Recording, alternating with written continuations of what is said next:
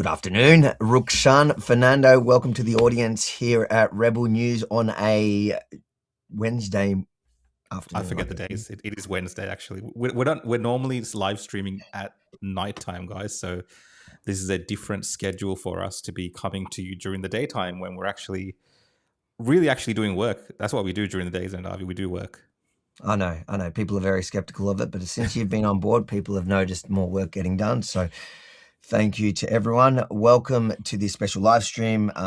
These are the kind of live streams I'm more excited about, to be fair. I tell you that all the time when there's special events. And today's a very, very, very special one. We have Pauline Hanson for the first time in 3 decades, in 30 years that she's been in politics. She is going to address the National Press Club, which is essentially the most established institution within the press in Australia. It's like where essentially everybody goes to. You only officially become somebody in the elitist world when you address the press club, and so it is interesting. Because I think for a very long time, for decades, I think probably up until very recently, she wouldn't have been welcome to address the press club. And she's now also made the decision to do it. I'm expecting a good speech. She's become like the thing we love, the thing that most Australians love about Pauline Hanson is that she resonates when she talks. She doesn't sound like a polished politician. She sounds like, somebody from the family at the dinner table just airing what most people's grievances in the family is, right. and has some cool, like really common sense solutions to a lot of it. But I have noticed over the last couple of years, she's really become better at speaking in general and delivering her message. Her communication skills have really grown. Like I've been like you've been watching Pauline Hanson. It's funny because I was just looking at an article from 10 years ago where I was getting condemned for daring to try to bring her to the Jewish community. And I was just reading it yesterday. And back then she was nowhere near as good at delivering what she wanted to say. I actually agreed with almost everything, all her policies at the time. And to be fair, they haven't shifted much. The political landscape has. So I'm expecting a good speech, but the part that most of us are really excited about is the Q&A at the end. What about you? Yeah, definitely. I concur with some of the points that you've brought up. She's definitely a good communicator. I think she's always been a decent communicator, but she's become more politically astute in her communication. So I think she's cutting across to different people in the way that she's communicating, and she's doing a really good job of being able to be an everyday person, as well as presenting policy ideas as well in a way that people understand during these tough times that we're all going through here in Australia. So I'm looking forward to her speech today, definitely. The Lion's Den. The Lion's Den. And like you said, it is a bit of an elitist echo chamber. I think it's a bit overrated. No one would really watch the press club. I think this is going to be one of the most viewed, if not the most viewed. Well, I think it's sold out like instantly when it became available. But besides for who's in that room, yes. I'm talking about, I always have the press club playing because I'm always actually one of the few people that still has ABC on, just so I know what the enemy is saying. And I'm excited for it to be defunded one time. So, ladies and gentlemen, defundabc.com. But I do have it on, and the viewership would be really low. It's at not a great time it's in the day. It's not a great time. Most people are at work. Most people are uninterested. Well, it's not meant for the normies. It's not meant for the everyday people. It's meant, like you said, it's meant for the elite, the media class, the political class. It's for them to, ask questions that they can discuss amongst themselves and critique. And that's what I've seen a lot of. Like a lot of the Liberal politicians have, made a point of the fact that this is an opportunity for Pauline Hanson to actually present what they're saying is, more concrete policy around what One Nation is aiming to deliver. And they're also the politicians saying that, this is an opportunity for the media to question her without her being able to control the algorithm. Because one of the complaints that they have against One Nation now, Avi, is that They control the algorithm. They have this Oh social yes. media campaign. They're not accountable to the fourth estate, right? They're just running their own campaign, ignoring the media. We've seen them famously kick out ABC at certain events as well. So apparently, this is an opportunity for the media to really grill Pauline Hanson, investigate what One Nation's policies mean for the Australian people. So it will be really interesting to see how they go about this. But I don't know if you've noticed as well, Avi, a lot of the lefters. Yeah, so I was going to say the left, but also when we're talking about the viewer numbers, this is like the first one that I can think of, at least in recent times, where it's actually being aired not only on the ABC. There are other news organizations that are live streaming it. We're doing it here. I can't remember a press club that we've done. So there is a lot more interest in it, obviously, from people like us, because we support what she stands for. We're excited about the rise in Pauline Hanson and the polls, and every day that goes by, it seems more and more likely that she's actually going to become the prime minister in the next election. But then, of course, you have the left, like you were about to say, that are protesting this because, as we saw on the weekend here in Melbourne, is the left. They realise now how dangerous Pauline Hanson is, not because of her policies, but because of her popularity.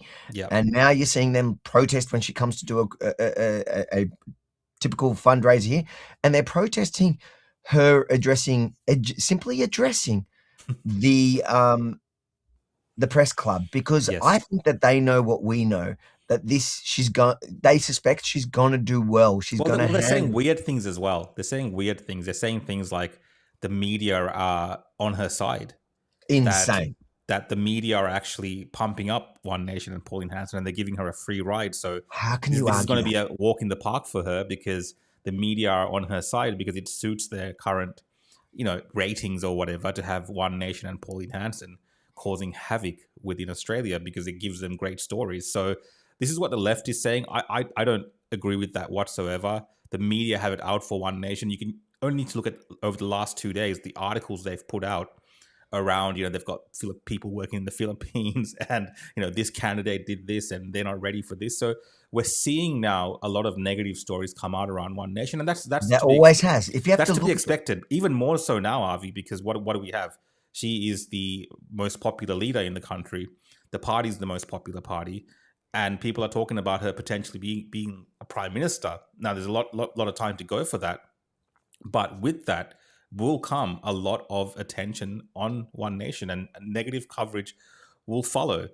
There's only so many times that you can be the number one in the polls and number one popular but party. it's also a People ridiculous are going to start argument, asking. because if you just Google news, Pauline Hanson, and count percentage-wise how many negative to how many positive stories, put it in grok, get it to work out over the Yeah, last of course. 30 years, it will be, I'm guessing, 95% Yeah, negative, and the 5% positive would be in the last 6 months last year, where different organizations and specifically journalists are cozying up to One Nation because they realize, because that's what a lot of journalists do, they just attach themselves to what they think is the future, and they realize this is the future and this is going to be the government, and if I want access, see, that's something we've never done. We've never sucked up to the government of the day to be able to have access. It is going to be exciting to have access in the next government if and when Pauline actually wins, because that'll give us the advantage of not having to go to court and fighting for a press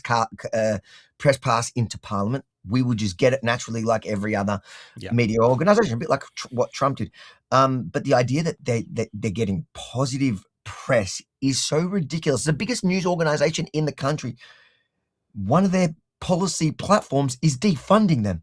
You think Yes. they're supporting One Nation? Are you insane?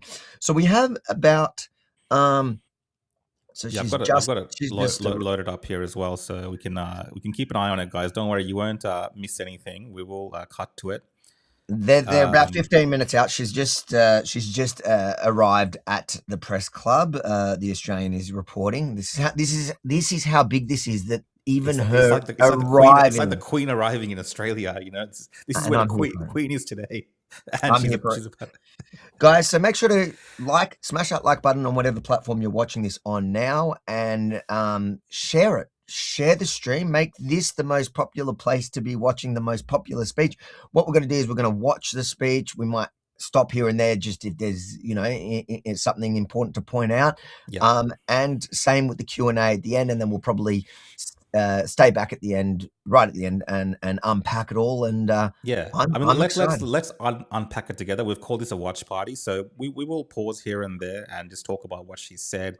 And even your super chats can come through. We can be a part of this conversation. We really want you guys. You can see the comments are streaming through as well on the side there. But if you want your comment to pop up on screen in a more prominent manner and lead the conversation at times, definitely do a super chat. We've already got 2, Avi, so I might quickly do those 2 super chats. We've got about 15 minutes, guys, so make sure to share the stream until We'll it get rid of your actually mate starts. from the screen. That's your mate, Matt Doran. I was Matt just Doran. getting triggered as I He saw probably that. still has nightmares about you when he goes to sleep. Let me get the super chats up and rolling. Yep. So we got one here from Gap Media Oz. Thanks for joining in the stream, Gap Media. You say, love Pauline to cook me a steak.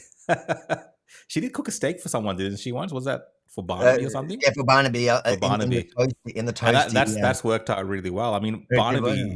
if Do you want to look put at a timer at the top till 12:30 so people who tune in realize yeah. I can figure out a timer. Yeah, when Barnaby Joyce has done really well. If you can consider the fact that he went and joined up with One Nation before they were like this popular party as well, and he's really looks like a political savant compared to the rest of his party and the Nationals. Just falling apart. They're going to be irrelevant. They if you look at the last polls, you have One Nation at I think about 33%, Labor at like 29, but then the Liberal Party at about 16, and I don't know where that put. So that must be Liberal Nationals, a coalition at about 16. So, or 19. It's just, I think it was 16, which is just ridiculous. They're almost as low as the Greens. Just think about that for a second. Exactly. It's about 14 minutes away, isn't it? Yep, 14 minutes. Yeah, that's right. So, guys, this is what that countdown is for how long. Can you put text on that saying speech starting in? Yeah, we can put some text. Yeah, just because I'm going to send out the email in a second, and just so people know that is when the actual speech is going to happen. And in the meantime, guys, get comfortable, put it on the screen at work. Don't get banned. Don't get fired for having Rukshan's face on your screen. You know how controversial. Well, if all the hiring managers are Indian, you might get a pay rise. So have my face on the screen. That's what people say. So it might give you an advantage.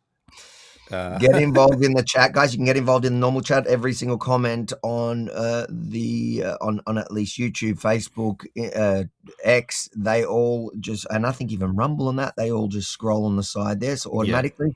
And then if you super chat, we will get to every super chat by the end. So we might at the end when we unpacking, we might stay back. There you go, some live production there. It's not the cleanest, guys, but we we're not funded like the ABC, so no, they can save $1.5 billion and just have it you and me running it all, dragging stuff across the screen. So you know what? People are more into that nowadays. I think the perfected look is no longer needed anymore because people are used to getting their news sources straight from people's lounge rooms like Rukshan there, or 100%. Fancy studios like the Yemeni Report here that I see. Let's read the next super chat. We got one from Carly Unfiltered. How you doing, Carly? Thanks for doing this, boys. Big love. Thank you for the super chat. We appreciate it, Carly. We got here from Luke Hui. This is one of your super fans, Avi.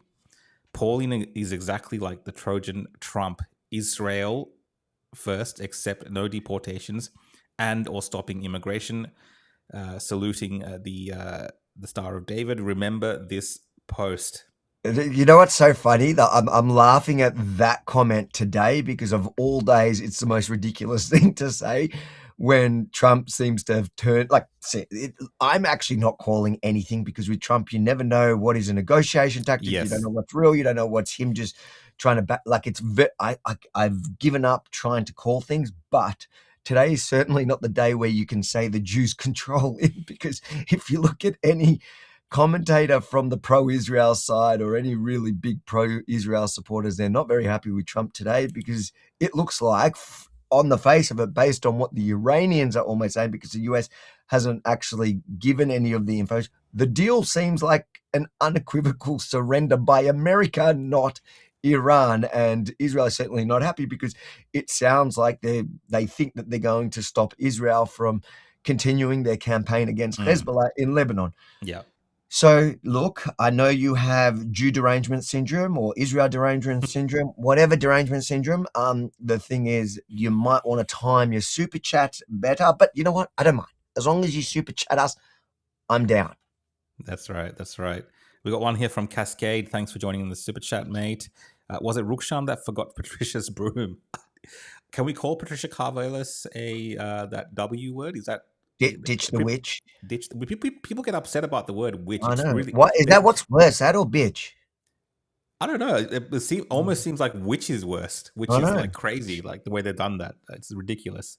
I don't have And Patricia it's Karvelis' usually broom. coming from the people that can call you anything. Like, there's free reign on their political opponents, but if you call her a witch, or it's a wild time. Like even Albanese, wasn't there a famous thing of him in Parliament against, who was it that he heckled? I think it was He Susan Leyer a long he time ago. heckled somebody saying, it was almost violent, borderline. Like, if let's just say if Pummel her or somebody on the something. right Yeah. pummel her. I think if somebody on the right had said it to, let's say, Gillard or something, it would have been blown out of proportion, a bit like Yeah. this the witch thing. So I agree. We've got one here from Jackie. Thank you for the contribution. Appreciate it. Thanks for watching and tuning in. Now you got another one from Jackie. You guys are total legends. I'm Israel High. See how well I say that? That's you're getting better at it, but you're gonna have to get better, because I'm gonna now have that to be. we've lost I'm gonna have to. I'm gonna have to use the. well, now that we've lost Trump, we really need you, Rukshan. We're scraping the bottom of the barrel. We need you. We need every man. Sri Lanka's on board. Sri Lanka's on board. All right. So let's just while we're waiting. So there's We've about got 9 about minutes. 9 minutes. Yep. 9 minutes left. Let's have a look at what is happening on the interwebs around this, because there is a lot of attention around One Nation for sure. Really, I haven't noticed.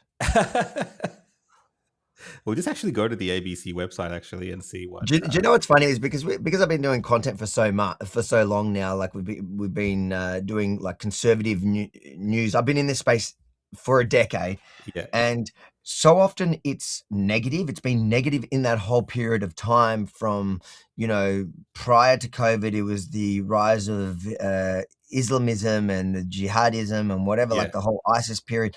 Then it became COVID. That was a really negative time. Then it's like the Israel, Hamas, all the wars, Iran, all that stuff. Yeah. But One Nation has finally given me things to work with that are super positive stories. Like, I'm getting to post at least, I feel on average now, one positive thing a day at least.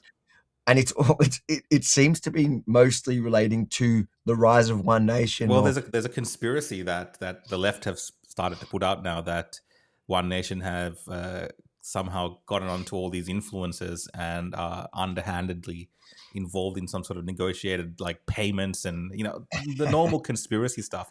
I don't think they're understanding that a lot of the public have met One Nation where they're at right now because of what's happening in this country. And even a lot of the pundits, like Husey, a lot of these celebrities, they're not outright saying One Nation, but they are smashing the Labour Party at the moment. And it has been a whirlwind for the left, who have not been able to come to terms with this. We had Friendly Geordies the other day making videos around how Labour's really tough on immigration. Like, this is what One Nation has done to these guys. I actually think if ABC is going to survive and they want to take on a comedy show, at this point they should take on Friendly Geordies. He's actually become funny. That's true. Him and I would love to see him and Husey debate. That would be hilarious. That would be a hilarious debate between two so-called comedians.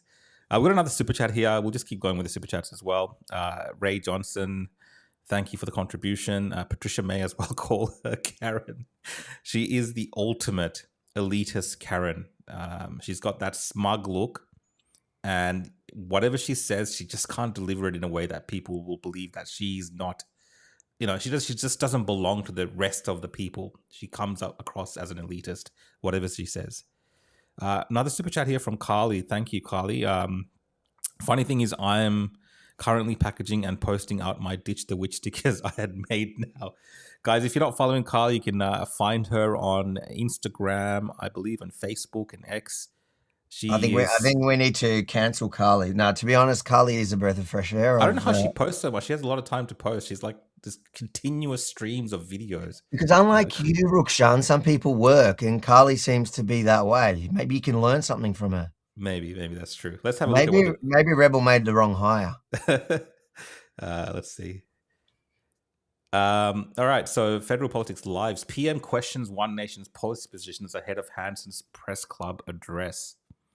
The Prime Minister has questioned One Nation's policy positions on the minimum wage and workers' rights ahead of Pauline Hanson's address to the National Press Club today. So that's kind of the thing that we're seeing. There's a bit more pressure now being put on Pauline Hanson. I don't know how sincere it is from, like, Albanese, because he comes across as someone that doesn't really believe that she's a legitimate opponent. Think about Albo and his process. It's been until very recently, it was ignore One Nation. Yes. Then it was demonize One Nation.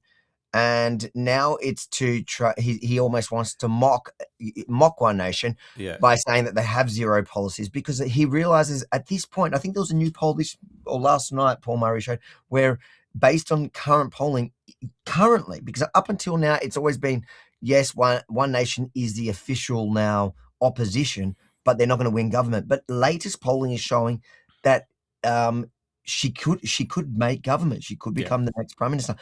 And that's at this stage. It's only the trajectory over the last 6 months has been heading this direction. So that means even if we stay in the same position or we keep going, because none of the grievances that is making Pauline Hanson so popular is going to get any better between now and the election. It's only going to get worse. So she may walk in an absolute landslide. Yeah, it's completely possible. I mean, we are in uncharted territory.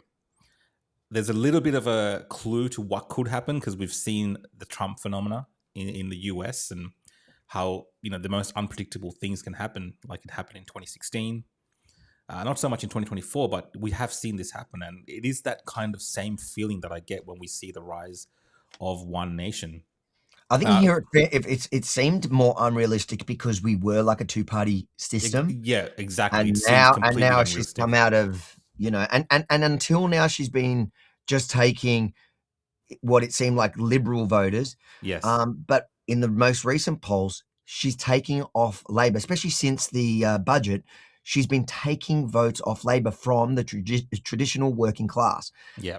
So, your union members are talking about, which always made sense to me. I never understood why union members. I get why the unions, because that's where their money, that's where their power, that's where everything come from. That's a labor movement.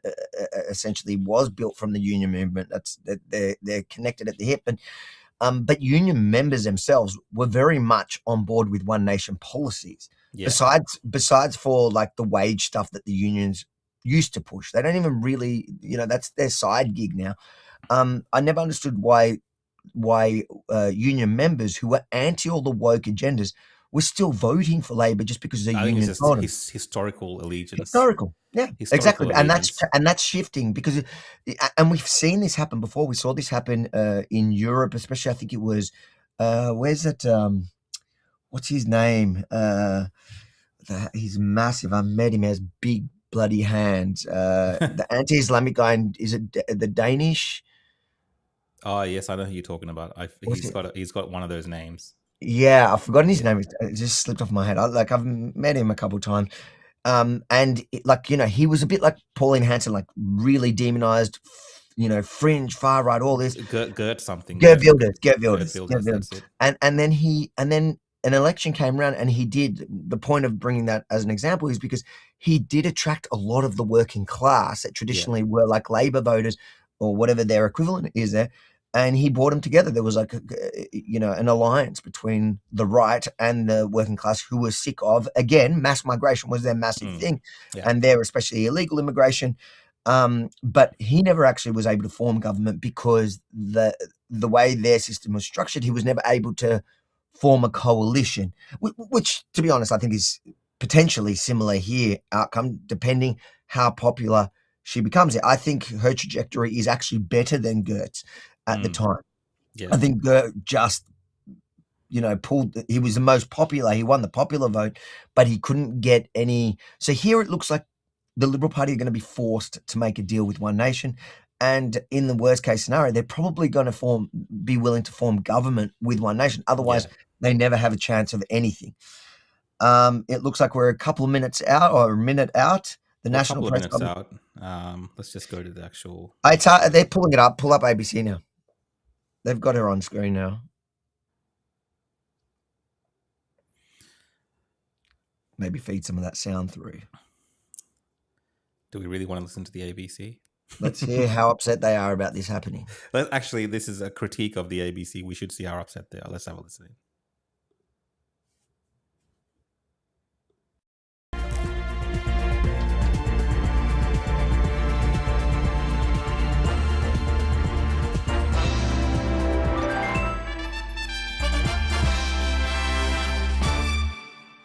Here we go.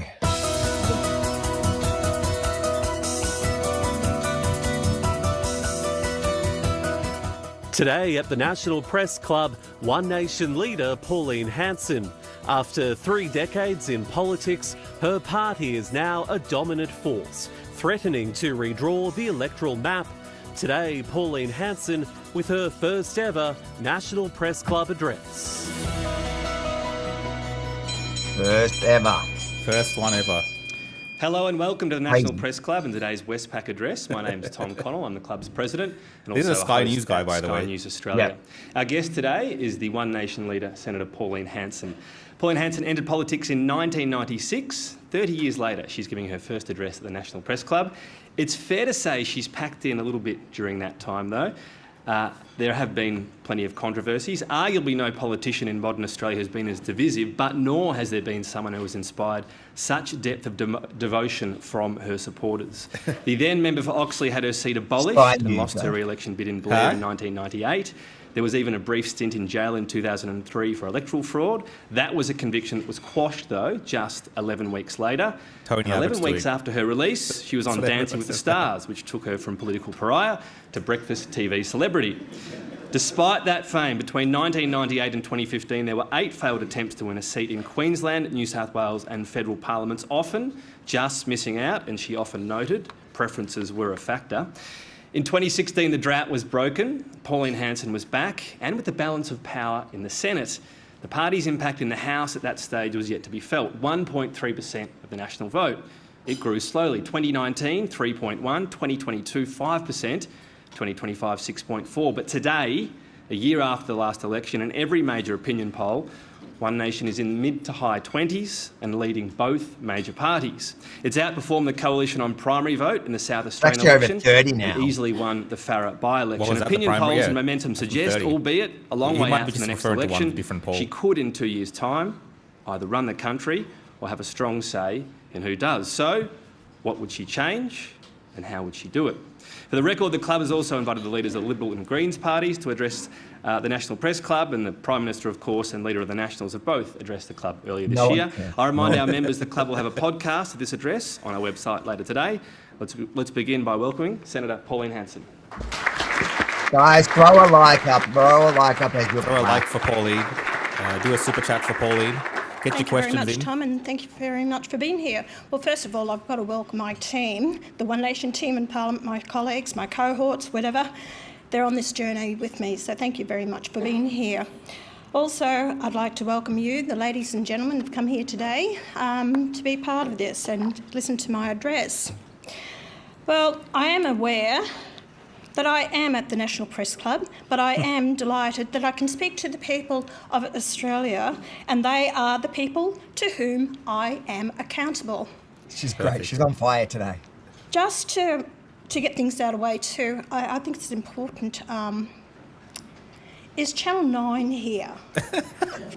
Yes. I just want to clarify that no, Gina's jet is not broken, and I didn't come cattle class, or I did come cattle class actually. So anyway, just if you're dwelling on that, what question you're going to ask me, I just want to get that out of the way. She's setting the tone for the media.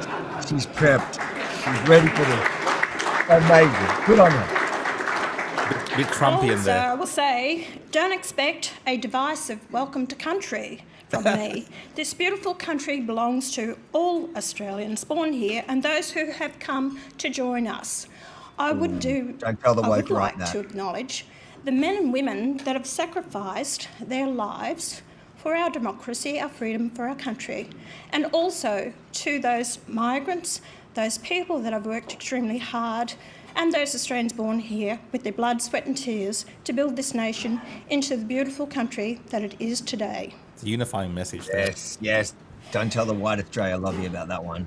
For the record, my job may surprise you. I am elected to represent the concerns of the people of Queensland.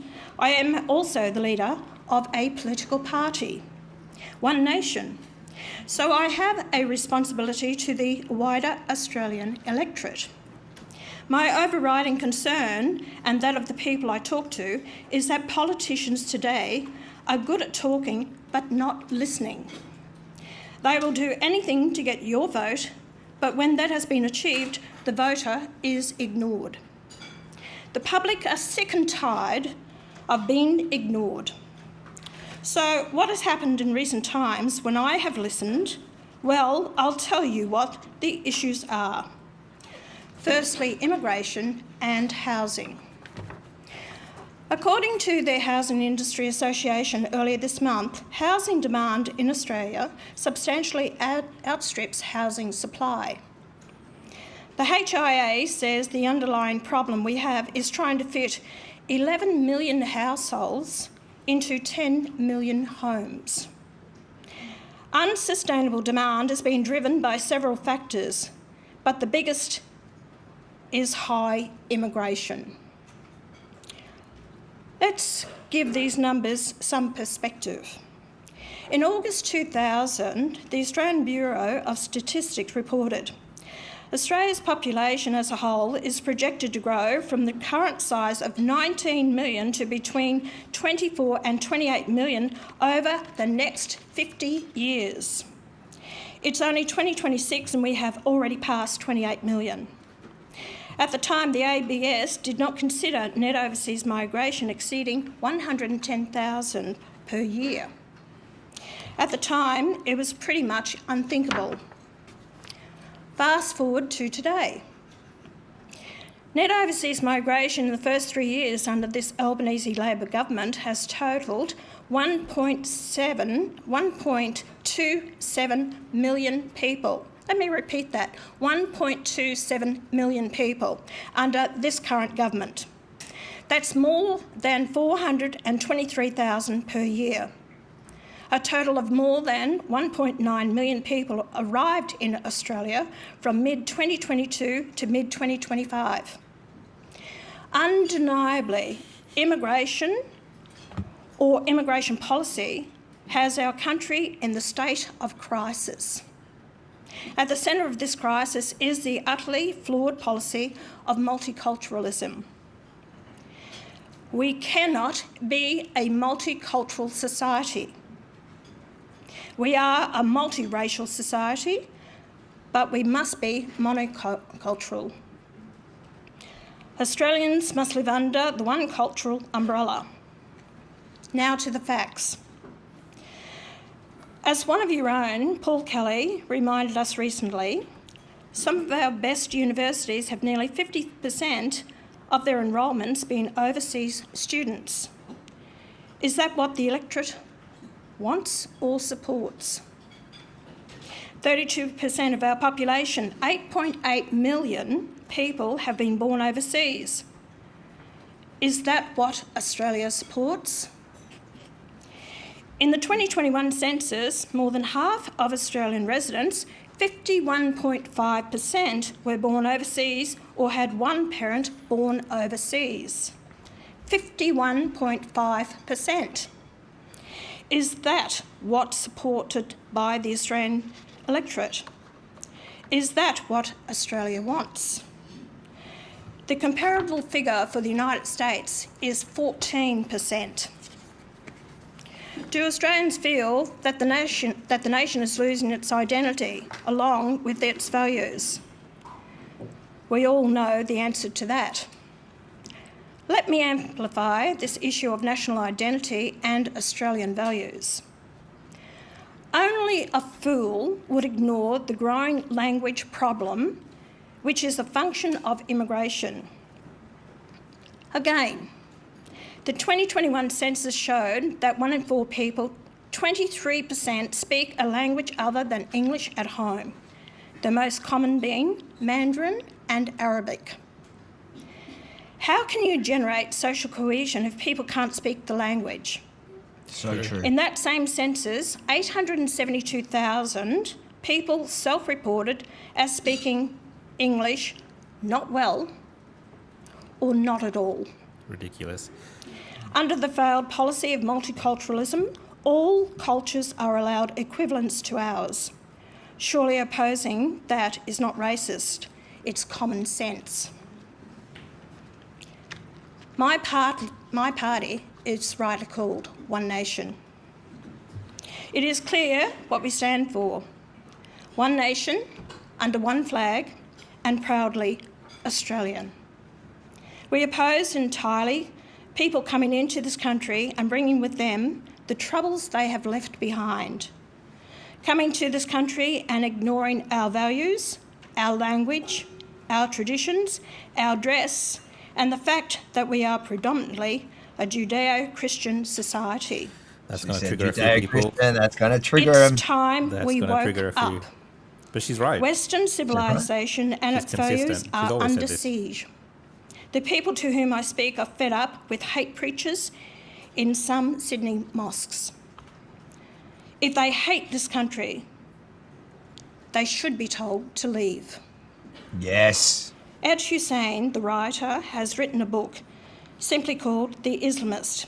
In it, he explains why he joined radical Islam in Britain, what he saw inside, and why he left. The writer was from a loving family who taught him that Islam is a religion no different from being a Catholic or a Protestant. But he soon was taught that Islam is not a religion, but a political movement. And he learnt that, quote, Islamist groups pose a threat to this country that we, Muslims and non-Muslims alike, do not yet understand, unquote.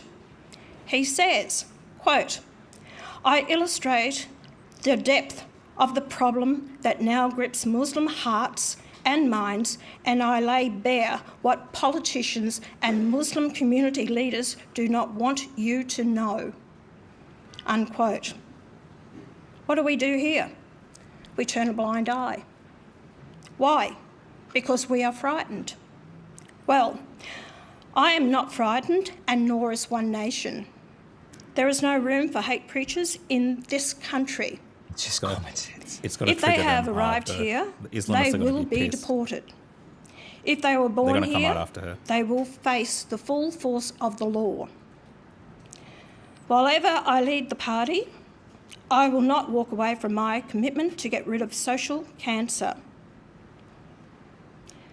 But Labor has allowed this immigration catastrophe to happen in the middle of a national housing crisis. So there is a housing crisis. But the not-so-smart thinkers in the Albanese government make changes to negative gearing. If you make a change to negative gearing, investment will move away from housing. That is common sense, but common sense is not common. And what will this do to the rental market? We haven't been able to house everyone already yet Labor has been bringing more than 1,375 people per day for the past 3 years. Just 2 months ago, SQM research showed the national rental vacancy rate was just 1%. It was just 0.5% in Perth, 0.7% in Adelaide, and 0.8% in Brisbane. It was only 0.4% in Hobart and Darwin. In the same month, the median weekly rent across Australia, capital cities, reached $680. That's a $35,000 a year. after tax. How many Australians can really afford that? According to the Productivity Commission, in January this year, there were more than 250,000 applicants waiting for social housing in a country that's supposed to be as rich as us. 43% of low-income renters were experiencing rental stress. Up to 3.2 million people in Australia were at risk of losing their home. Disgraceful. And we know that around 130,000 Australians are sleeping rough every night. Even the Treasury's own forecast shows housing demand will exceed supply for at least the next 5 years. 2 years ago, I tried to secure a national plebiscite on immigration numbers. These are the issues that people care about. Most of the Senate dismissed the notion of giving Australians a direct say on policy and voted it down. During the debate, I distinctly remember Coalition Senator Paul Scar saying, well, the issue was too complex to put to the Australian people. That disgusting comment says all you need to know about the political establishment's contempt for the Australian people, contempt for their intelligence, and contempt for the very concept of actually listening to them. I'm always listening, and that's why my policy to slash immigration reflects what most Australians want. The press might consider reflecting on this and better consider why more Australians trust One Nation on immigration policy than anyone else. The story is simple. My views haven't changed. Other political parties are simply following me. So true. It's why my policy will restrict immigration from places immersed in extremism like radical Islam, because that's what most Australians want, especially after Bondi and the return of ISIS bride terrorists. Perfect. So true. Make no mistake here.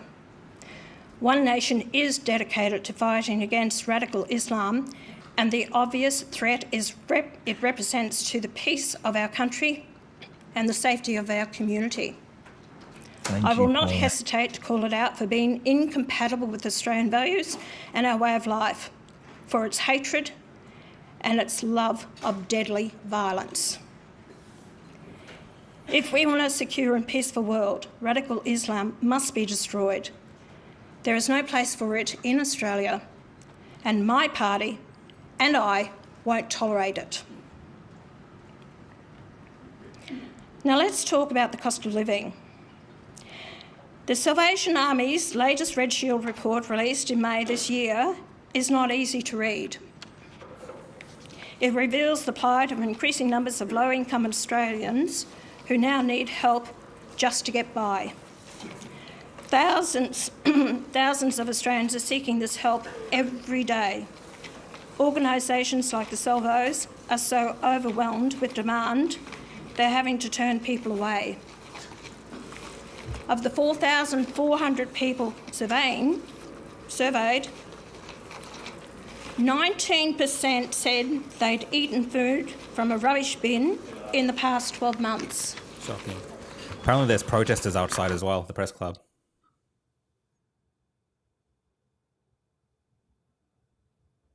What's happened to the sound? I don't know. Fried or spoiled They're food. having technical issues. ABC. 91% said they had skipped meals, and 32% said they do so Can you on hear a the weird daily background basis. noise? She even looked back. 35% said they survived on only one meal a day. 35% said Lefty's they trying to put her off. survived on They do only this kind of stuff, you know? one meal a day. And 67% said they watered down food and drinks to make them last longer. There you go, there's something going on. 35% of parents said their children had gone to school hungry. Oh, protesters, is it? There you go, drama. He's a protester. Some protesters came and did something. Thank you very much. We're not doing stunts, all right? See, how did they get to that? To I be think able to this do is that very kind of important what stunt I've in just there? said, and I want you, the people here, and the people watching this, 35% of parents said their children You're not had letting her gone to derail school her. hungry. How can we hold our heads up? How can we, as members of Parliament, who are supposed to represent the people of this nation, allow that to happen? It is disgraceful. And yet this Albanese Labor government cannot help our own people here, but keeps bringing in more into the country and floods this country time and time and time again. She's pissed off now. She's passionate. You can hear it in the voice. 59% said their children had missed school because they couldn't afford the transport costs. 84% said they went to bed early to keep warm. Again, where's Peanut Bowen? Where is he with his reliable energy? What is that doing for our age, for our pensioners, those people that can't afford to pay their electricity costs? 63% said they used candles and torches for lighting their homes. What has that done with a lot of homes to go up in flames? People have lost their homes because they're trying to save a few dollars in electricity that they can't afford. 49% said they go to public places like shopping centres to keep warm or cool. 51% can't afford a doctor, dentist or optometrist. 51%. And 46% can't afford prescription medicine. This is unacceptable. Highly unacceptable to me and my colleagues and my party. As I will explain later, the government's energy policy, which One Nation will dismantle, feeds problems such as these. Everything is unbearably dearer. OzHarvest's annual Frontline report this year showed about 350,000 Australians were seeking food relief each month. More than 2/3 of them are families. Charities report having to turn away 74,000 people each month, and every charity reports increasing demand. About 36% of people seeking relief are doing so for the first time. Almost a third of households needing relief had at least one employed person. What kind of Australia have we become? These figures are appalling and totally un-Australian for a rich country such as ours. Put bluntly, these figures derive because of one policy above all others, the hoax of global warming, which is now climate change. 100%. It has produced an increase in energy costs, which has taken Australia into energy poverty.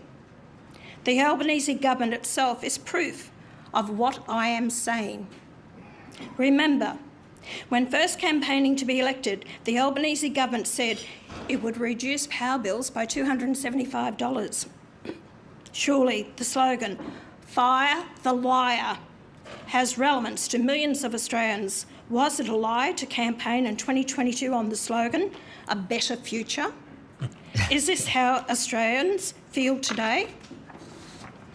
The cost of energy feeds into everything we use. We eat, we manufacture, everything. So food is dearer, housing is dearer, rents are dearer.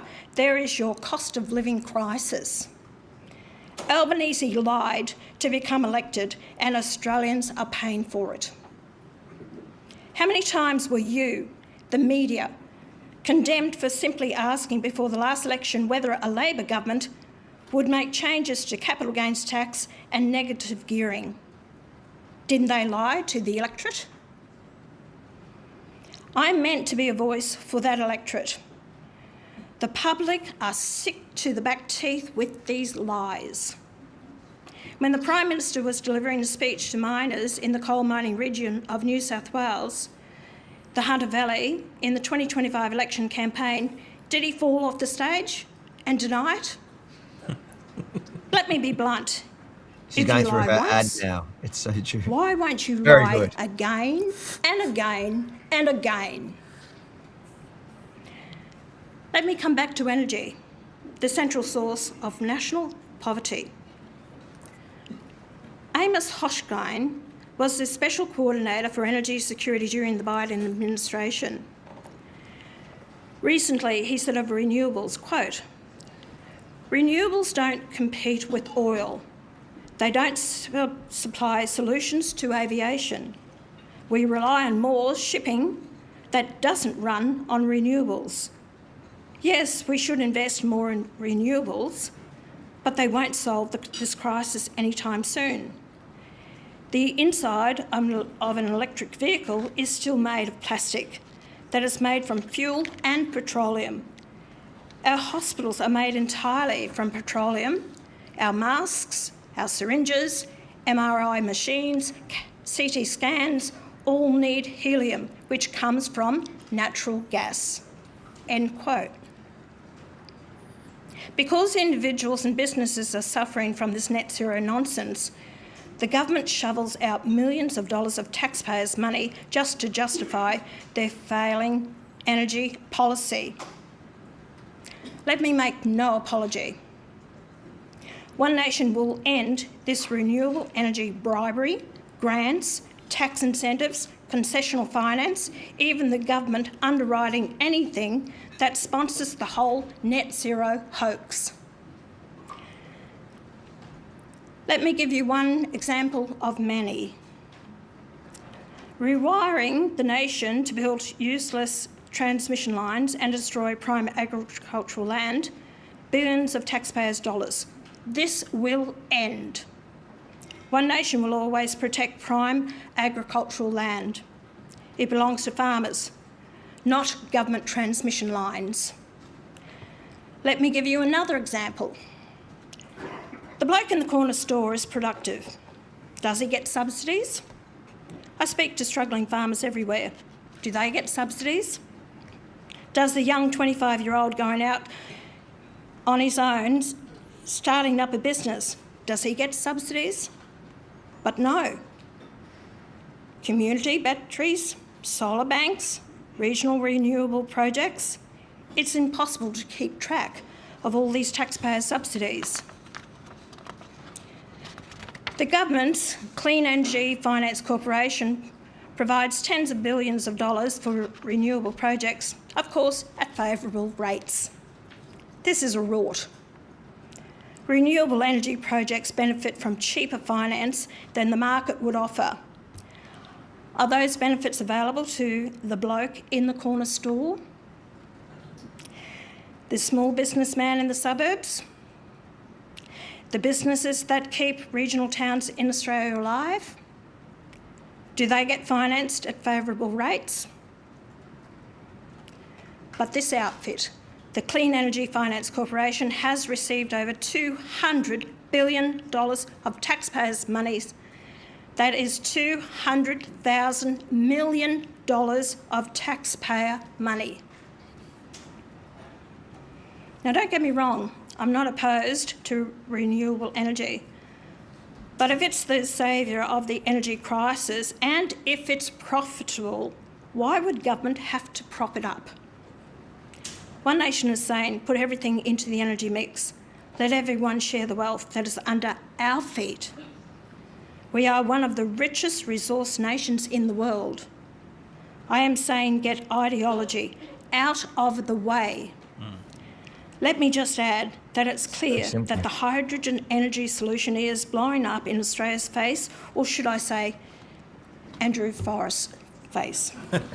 Our good mate, Forrest. But we still have here we go again, taxpayer subsidies, a hydrogen Head Start program, $4 billion in 4 budgets, and the Prime Minister has announced $520 million of your money for green hydrogen projects outside the Head Start program. And what about Malcolm Turnbull's $2 billion Snowy 2.0 project? He calls himself a businessman, but showed no regard for taxpayers' money. The $2 billion is now forecast to reach over $40 billion. Cancel it. Cut our losses. Governments have no money of their own other than what they take from taxpayers. The Snowy Hydro 2.0 is nothing more than a black hole of debt for taxpayers. Before the South Australian election, One Nation argued, quote, Australia's fuel shock exposes energy insecurity. Australia's energy sector is finally catching up to what One Nation has been saying for years. We need a secure, reliable energy future. Every leap forward in human progress has come from mastering energy, from fire to steam, from coal to oil. Each step has powered stronger economies, lifted people out of poverty, and secured our future. Energy isn't a luxury. It is the backbone of prosperity. Get it wrong and everything else suffers. Get it right and the nation thrives. End quote. Therefore, moving forward, One Nation will introduce nuclear energy. Let me be plain and clear. Our energy crisis is a product of failed energy policy, and this policy was supported years ago by major political parties and the big media giants. I have always opposed it. Ford and Holden closed their factories more than a decade ago for one simple reason: the cost of production. The source of much of our wealth is under our feet and should not be only for export. Of course, basic environmental standards must be met, but they can't be allowed to throttle our economy. We will never be able to do without coal and gas. We should encourage the investment in them and provide power to homes and businesses, as we once did, as the world's cheapest price. Bowen said last March that households still claim savings of up to 10.1%, yet average electricity debt for customers on hardship programs has jumped 22.8% over the past year. These are Australian Energy Regulator figures. Gas hardship debt is up 22.2%. This applies to households, small businesses, industry and manufacturing.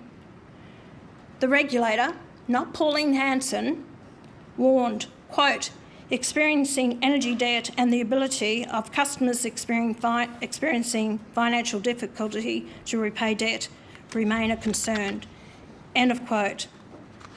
Stop blaming the Middle East.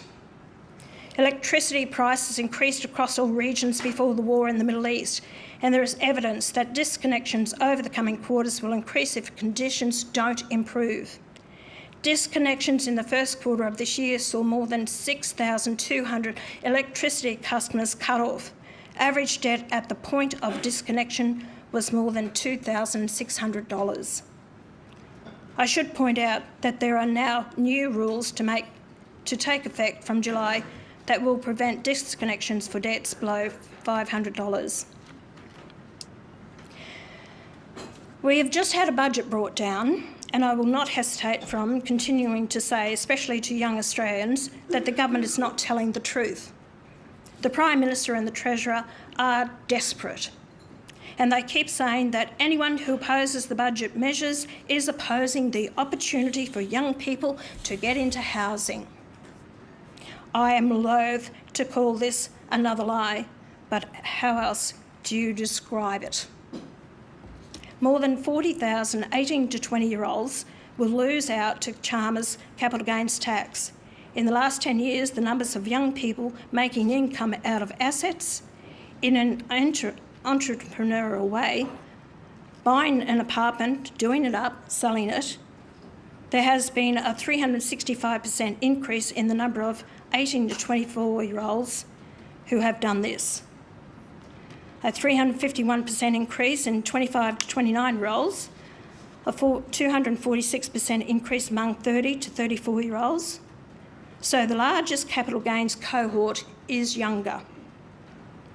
There are now over 215,000 under 35-year-olds who will see less income from their investments. Punishing ambitious and aspirational young people who are trying to build a future, to build wealth, to build independence, and to invest in Australia, Albanese and Chalmers are heading in the wrong direction. Chalmers argues when it comes to people under 35 with shares, quote, about 1 in 10 under 35 have shares, unquote. What a pathetic defence is that. 1 in 10 is a lot of people. Before COVID, in 2021-22, nearly 75,000 Australians 18 to 24 years of age recorded capital gains. Now the Albanese government is coming after these young Australians. They call it tax reform. How on earth can ripping another $77 billion out of the pockets of Australians be called tax reform? You see, the truth is, on April 21, 2006, Peter Costello declared the nation debt-free. I have never been in government. We have done our best in the Senate to curtail the irresponsibility of previous governments and this government. I have always argued against escalating debt. The difference between Albanese, Chalmers and me is that I actually ran a small business. They have earned their income by working for government, taking their salary from the taxpayer. Yep. In the 20 years since Peter Costello made that declaration, in that time the debt has climbed from zero to almost $1 trillion. That is, on average, $50,000 million a year, every year for 20 years. Dr. Chalmers has a PhD from ANU writing about the Keating government. Well, he hasn't learnt much. Paul Keating reduced spending to 22.9% of GDP. Chalmers has managed to increase that to about 28% of GDP. Gough Whitlam was sacked for bad economic management when spending reached over 25% of GDP. Albanese and Chalmers should be sent in the same direction. Our task is simple. We must grow the national cake. If the cake stays the same size and the population increases, there is less for every one of us. Debt doesn't seem to matter to this government or its predecessors. In 2013, our debt was $257 billion. 257,000 million. Get your head around that. On the latest figures, we're heading towards $1 trillion. This government keeps spending. Spending leads to inflation, and inflation leads to interest rates going up. The IMF have warned that spending is breeding inflation. The Reserve Bank has warned that as inflation climbs, so must interest rates. Therefore, regardless of whether you've got 500,000 homes available tomorrow, try borrowing on a single income. But under this government, interest rates are heading towards 10%. Young people can't afford the deposit, let alone the mortgage repayments. Young people are the latest victims of the government's lies. Let me just say what concerned voters know. Every attempt has been made for years to silence me. In fact, there are always some people, usually a lot of people, who get offended by what I say or do, even offended by my very existence. I don't fear them, I embrace them. But many people aren't like me. No, in Australia today, in our democracy, the real tragedy is people are frightened of what will happen to them if they just speak up. She's right. But now they are finding the courage to embrace One Nation. But what a national tragedy, indeed a disgrace, that many people feel afraid to make their views heard. As a result, civil debate is paralysed, and the media are complicit in amplifying this fear. Yes. Many people feel that they can't indulge that essential Australian characteristic of speaking out and speaking up because the risk of speaking out is simply too great. They feel demonised and condescended, and they're mad as hell about it. It's as good an explanation as any for the earthquake that is changing the political landscape in Australia and other countries. That was the best outcome of the Voice to Parliament referendum. It showed that Australians were not prepared to let their country be taken away from them. This won't happen if One Nation is given a say in government. If I sound defiant, yes, I am. Yes. Am I committed? You bet I am. I love that. In many respects, I haven't changed, and neither has One Nation. Thankfully, Australians have woken up, for which I am grateful. After years of hoping for something different from the political class but getting nowhere, many Australians are looking elsewhere. I am a known quantity for these Australians. True. They know I'm not part of the political establishment that is no longer listening to them and no longer seems to care. They know you've come after me, even happy to see me put in prison. Yep. They know what you've been saying about me, and many of them no longer believe you. Yep. They've watched your first to miss One Nation's rise as a blip. As the polls progressed, they watched you confidently say it will fall apart. Then they watched as you started saying it was a concern, but only for the coalition. Yeah. Later you said it was a worry. And then they watched as you actively tried to stop it with your usual double standard attacks. Yep. Yes, I am talking about sections of the Australian media. They watched as they said the support wouldn't hold up, and with every attack our support just keeps growing. Yes, it does, Then ma'am. came the South Australian election. Our increased support in the polls was tested at an election for the first time, and we showed it was real. Then we won the Farrer by-election. For me, this was a watershed for One Nation. We had breached that final barrier. A One Nation candidate with strong credentials in David Farley won us a seat in the House of Representatives for the first time. And not just any seat, but a seat previously held by former representatives of the Liberals and the Nationals. Even after that far-left mob, Get Up, spent more than $600,000 directly attacking me and Farrer.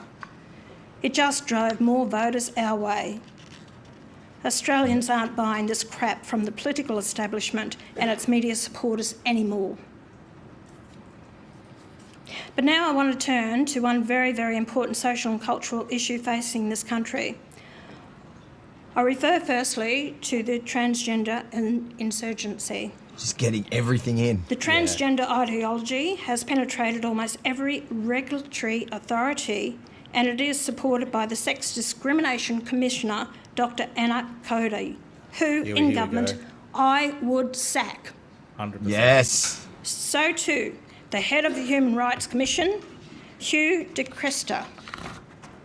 This transgender campaign, where a man can become a woman because he simply feels that way, or where major political parties have some difficulty in defining what is a woman and what is a man. It's worth pointing out that it's 15 years since Germaine Greer said in a debate about sex and gender that sex is fundamentally tied to the body and that transgender women are not female. She argued that undergoing surgery does not make a person female, or to remind viewers of her frequently quoted remark, quote, "Just because you lop off your penis and then wear a dress doesn't make you a woman," unquote. Yes. Germaine Greer led many people to summarise her position, not her words but mine, that a woman must have female anatomy and a person without a penis is not a man. Yet we have almost every instrument of government dedicated to a transgender ideology which seeks to redefine humanity. I am not opposed to transgender people. I am simply saying that a transgender woman should not be allowed into women's sport or into a woman's changing room. Common sense. And likewise, a transgender man. Yet we have the Human Rights Commission, the Sex Discrimination Commissioner, regulatory authorities, the Office of Women, and large sections of the Labor Party, the Liberal Party, and the Greens unprepared to articulate the biological truth. The AIDS Council of New South Wales is a leading advocate for transgenderism in Australia. They go into the workplace to ensure that there is what is called a Workplace Equity Index. All health regulatory bodies sign up to this. corporations pay the AIDS Council of New South Wales for its advice and services. The Office of the Ombudsman signs up to the Australian Workplace Equity Index. This nonsense must end. Dr. D. Cresta, the head of the Human Rights Commission, wants more power, basically to control the debate about what is a woman, and this stuff is going on in schools. This transgender ideology is infecting all of society. It is explicitly subversive. There seems to be no boundaries, as it has become part of the propaganda being imposed on kids in classrooms. Who dreamt up this title? The Australian Workplace Equity Index. I repeat, you can't find a government regulatory authority that hasn't signed up for this. This transgender movement is a militant force right throughout society and must be confronted. I repeat, through a whole stack of government authorities, which the average Australian knows nothing about because they are too busy getting on with their lives, this movement, like militant Islam, is everywhere and seeks to redefine humanity and biology. And in this way, change the nation. It won't happen if I have any say in it. But don't expect the Labor Party to confront this real issue. They are in bed with it. Australia deserves a voice in all this. Only one nation will provide the strenuous opposition that is needed. Islam and radical gender this ideology. Whole subversive transgender insurgency must be dismantled. Insurgency. She's comparing it. Possibly go to your summary. I've only got a few pages left. You're right. Very important. Finally, they might give the information to people. Finally, let me turn to the greatest economic and technical change since the Industrial Revolution, to this point ignored almost entirely by the Albanese government. I refer, of course, to artificial intelligence. AI bids to transform the global economy. It will affect everyone's lives, including their daily lives, their relationships, indeed, their environment. It has the potential to dramatically affect the lives of human beings, the consequences of which may be still unknown. Therefore, AI should not be left entirely to self-regulation. Public trust is essential for widespread adoption. The Albanese government's response to the coming of AI is largely to leave it in the hands of corporations with little regulation to ensure that the industry operates in the public interest. One nation seeks a middle path encouraging AI adoption and its economic benefits while imposing enforceable safeguards where AI can importantly affect people's rights, their safety, their employment, their privacy, even their democratic participation. If AI is to be successfully deployed, public trust is a prerequisite. One nation will put in place mechanisms, if not to entirely protect jobs, and we won't take the Albanese government's route of lying to you, but we will have to get everyone through this. One nation will look after the interests of working Australians whose economic well-being could be threatened. I don't claim to have the answers now, but we will find them. In general terms, all requires regulatory measures. On a final note, I have a few more words for the mainstream media. This is what you want to hear. Bring it. One nation's new support brings with it much greater responsibility. I get that. And I can assure you that One Nation, its administration, its candidates and its leadership will prove we can deliver. It's your job to scrutinise my party, its people and its politics. Unlike the Prime Minister, I welcome it. I'm an elected representative and I should be scrutinised. That doesn't give you the licence to pile on. It doesn't give the licence to delegitimise my party. It doesn't give you the licence to say preferencing One Nation is immoral. It doesn't give you the licence to continue to repeat the lie that we are a racist party, because 100%. That is untrue.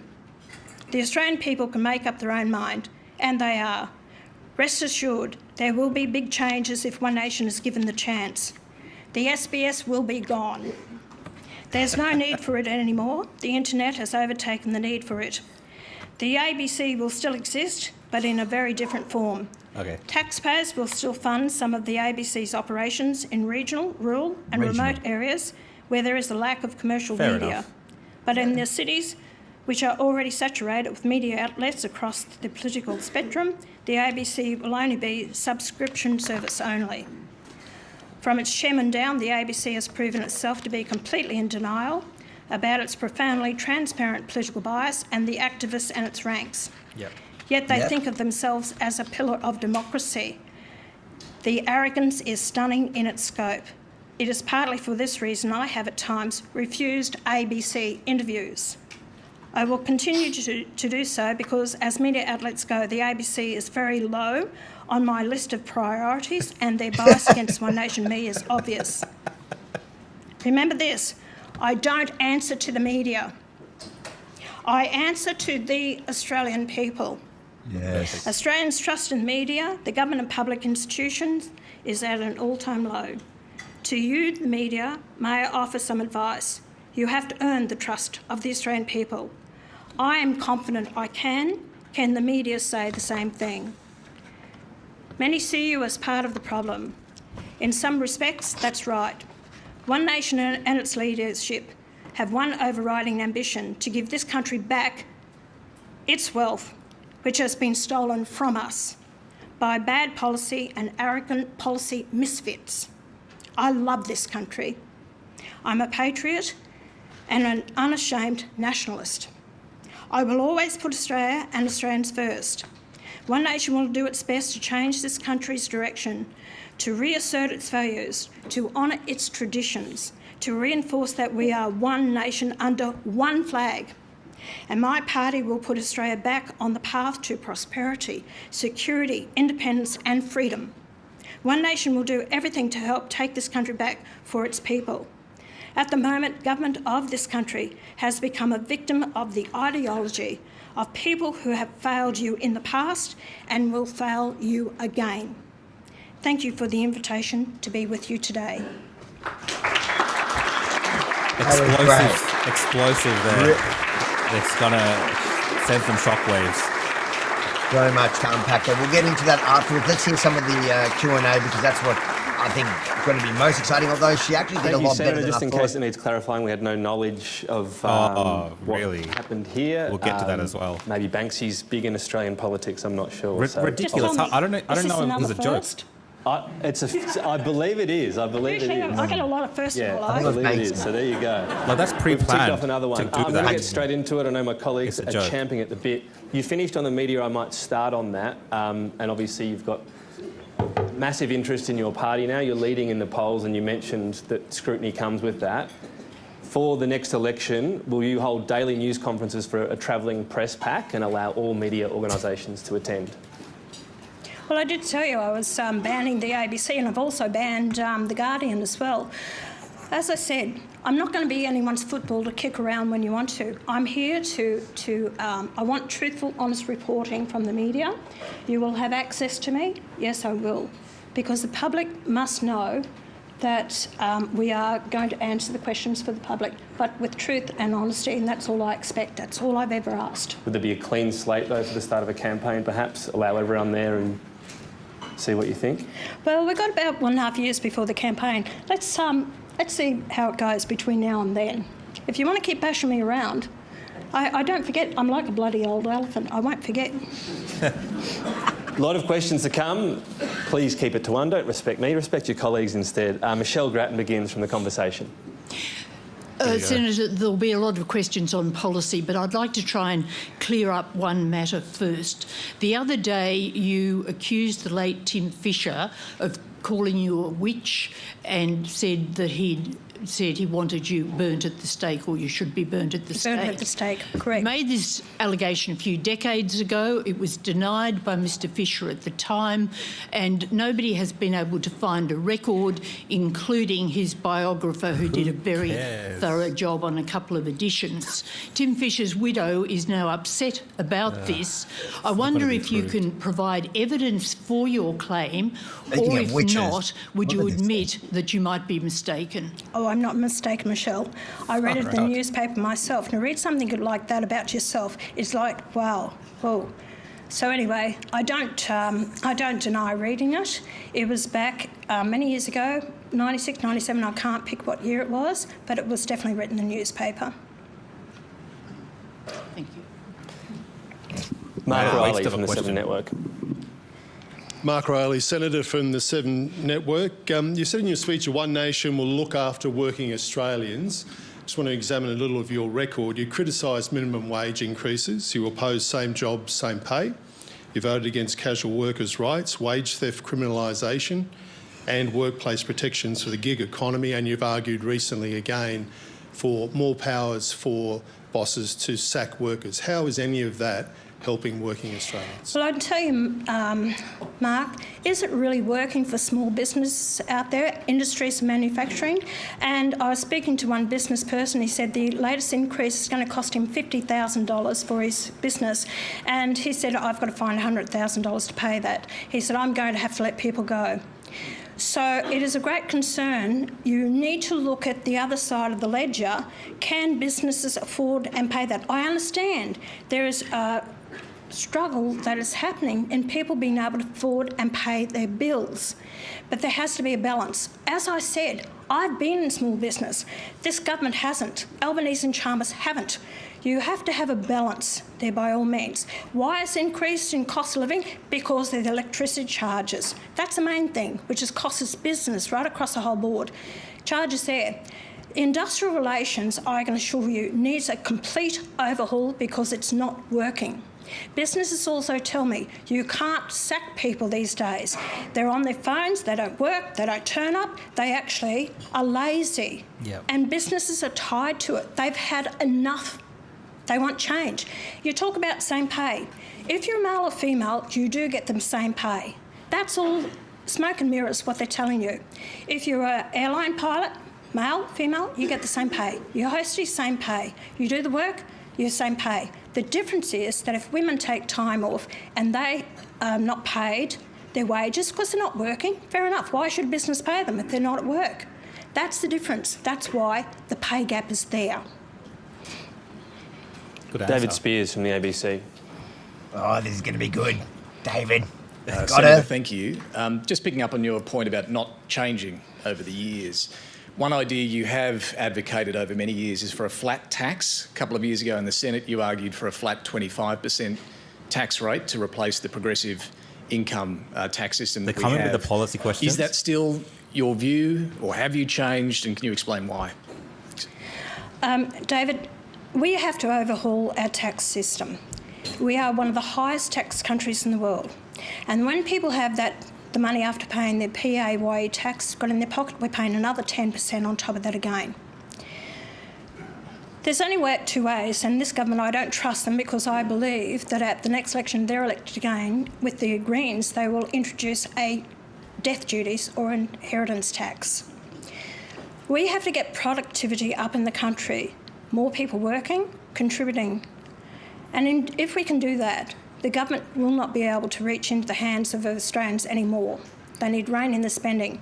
What I want to have a look at, and I'm not going to give you where my head's at the moment for tax policy, I intend to speak to those experts, economists or people that I trust have a good understanding of our tax system.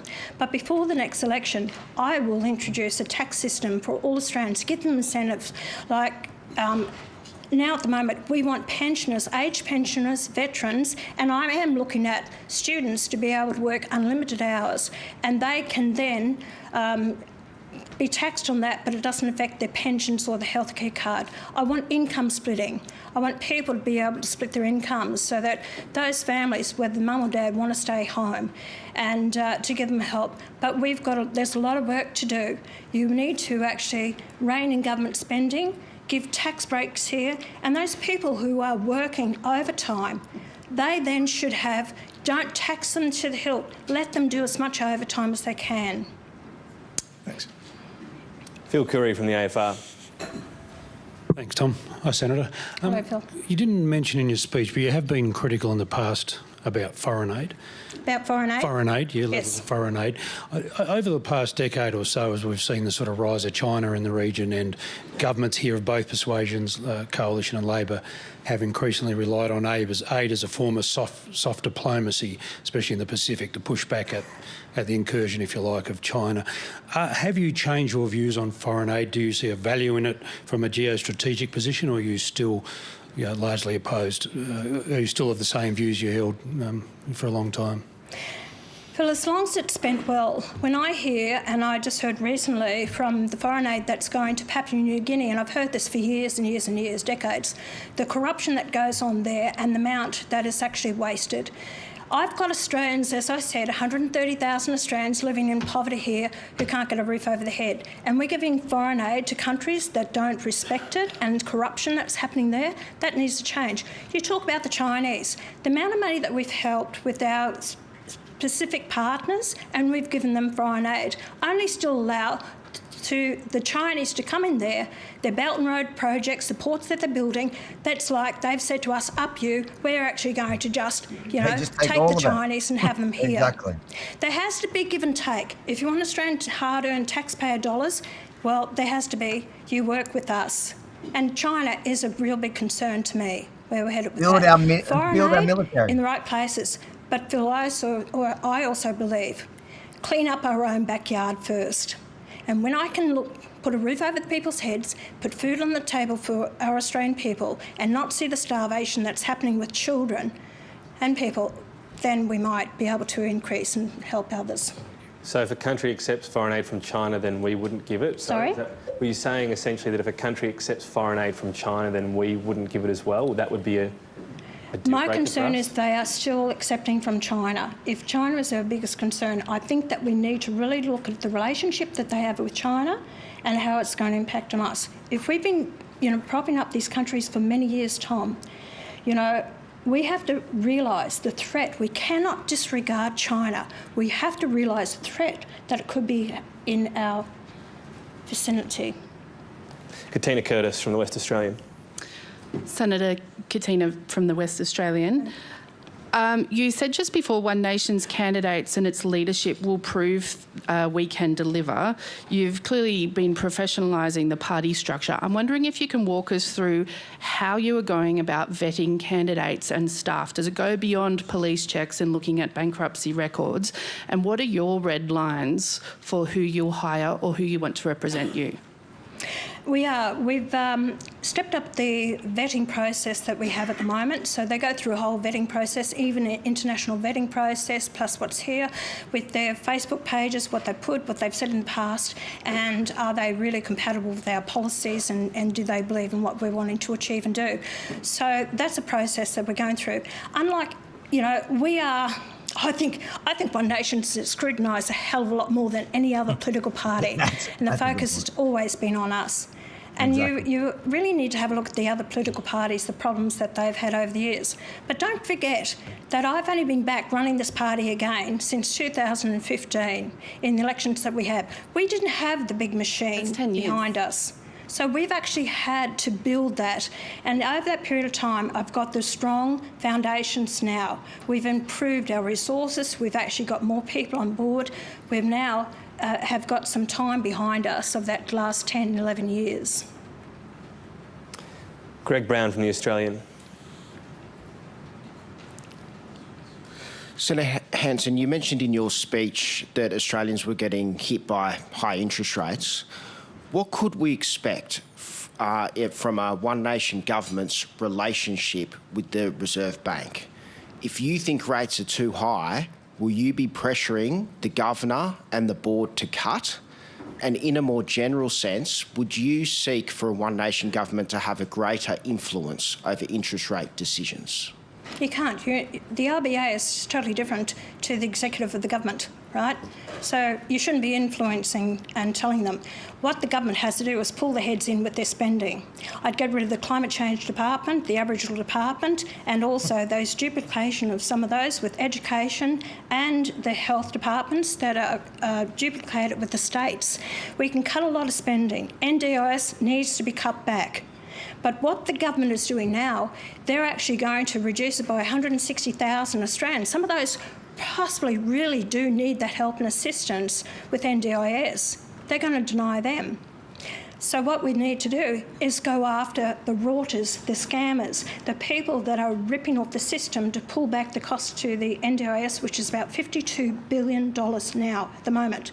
They've done nothing about it.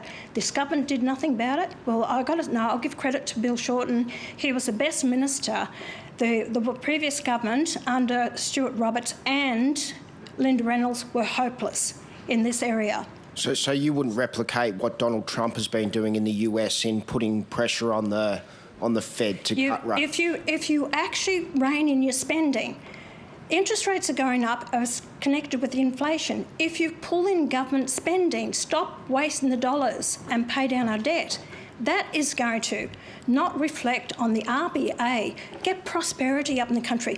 Where is our small businesses? 50,000 have closed under this government. Over 1,400 industries and manufacturing gone. Jobs are going to be gone. So the way they've run this country, they've run it into the ground. That's why the high inflation, and that's why we also have interest rates going up.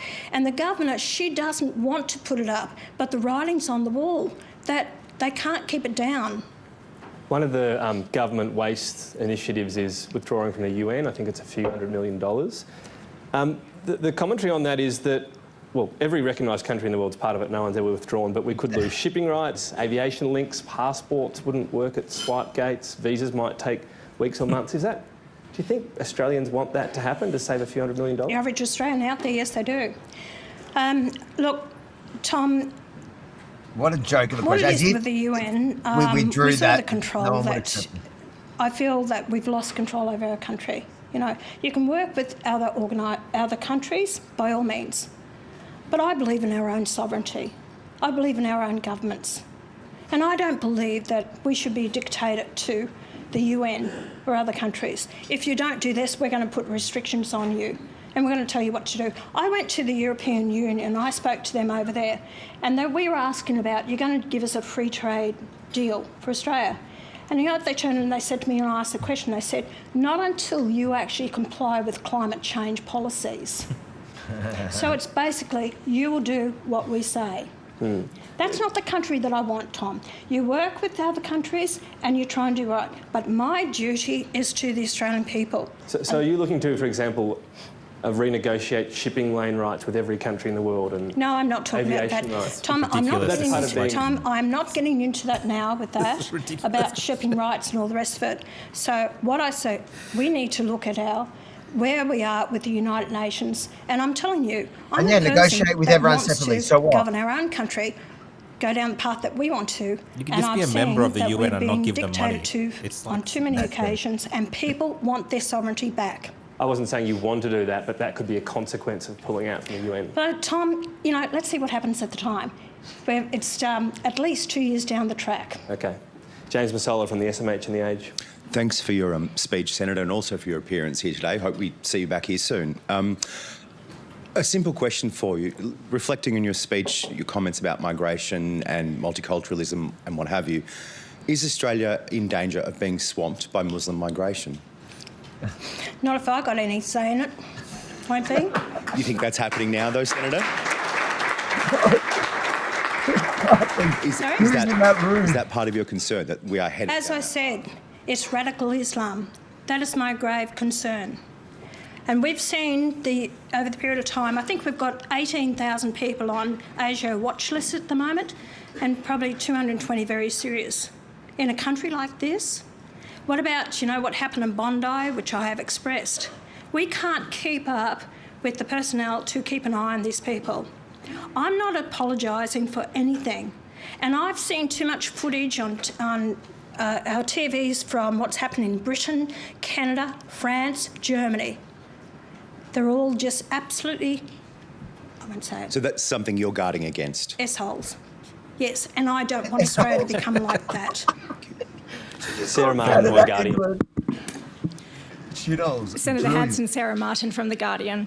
Taxpayers are paying more than $150,000 a year for your daughter, Lee Hanson, to seemingly campaign full-time in Tasmania, while employers a political advisor for a New South Wales senator. Did you have any role in appointing her to that position?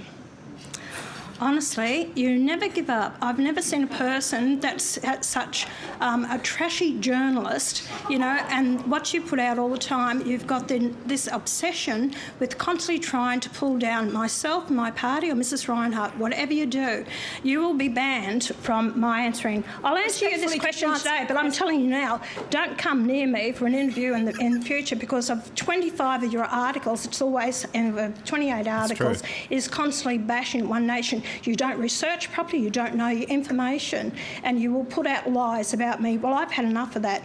But I'll tell you that, no, I didn't get her that job. She got the job on her own merits, by someone who actually wanted to employ her, her abilities, her skills in HR, her abilities in working for the Tas University for 8 years, and was head of a department down there. So my daughter is very capable of doing it. And if you're very concerned that she might end up in the Senate with me, if I'm fortunate enough to get elected by the people of Queensland, you're going to have a lot to write about then, aren't you? So you had no role.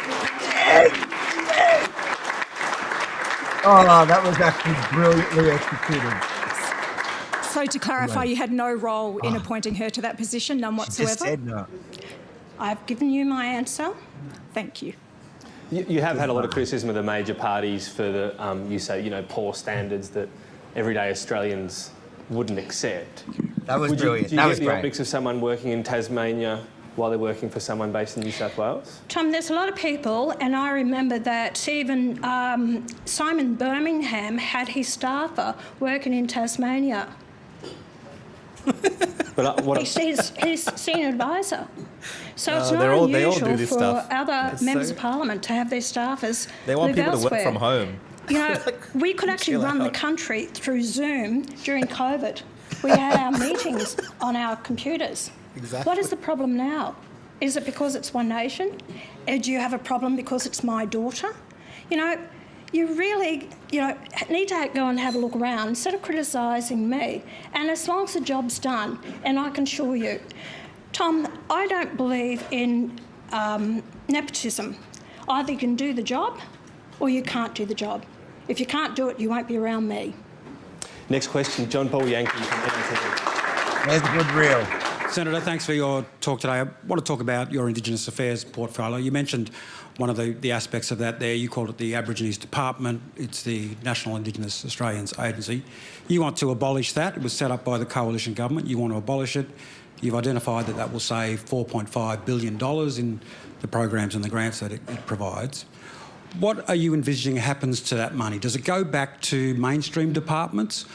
Because those programs fund things like housing, essential infrastructure, water security, jobs, range of programs, cost of living measures, family and children's safety centres.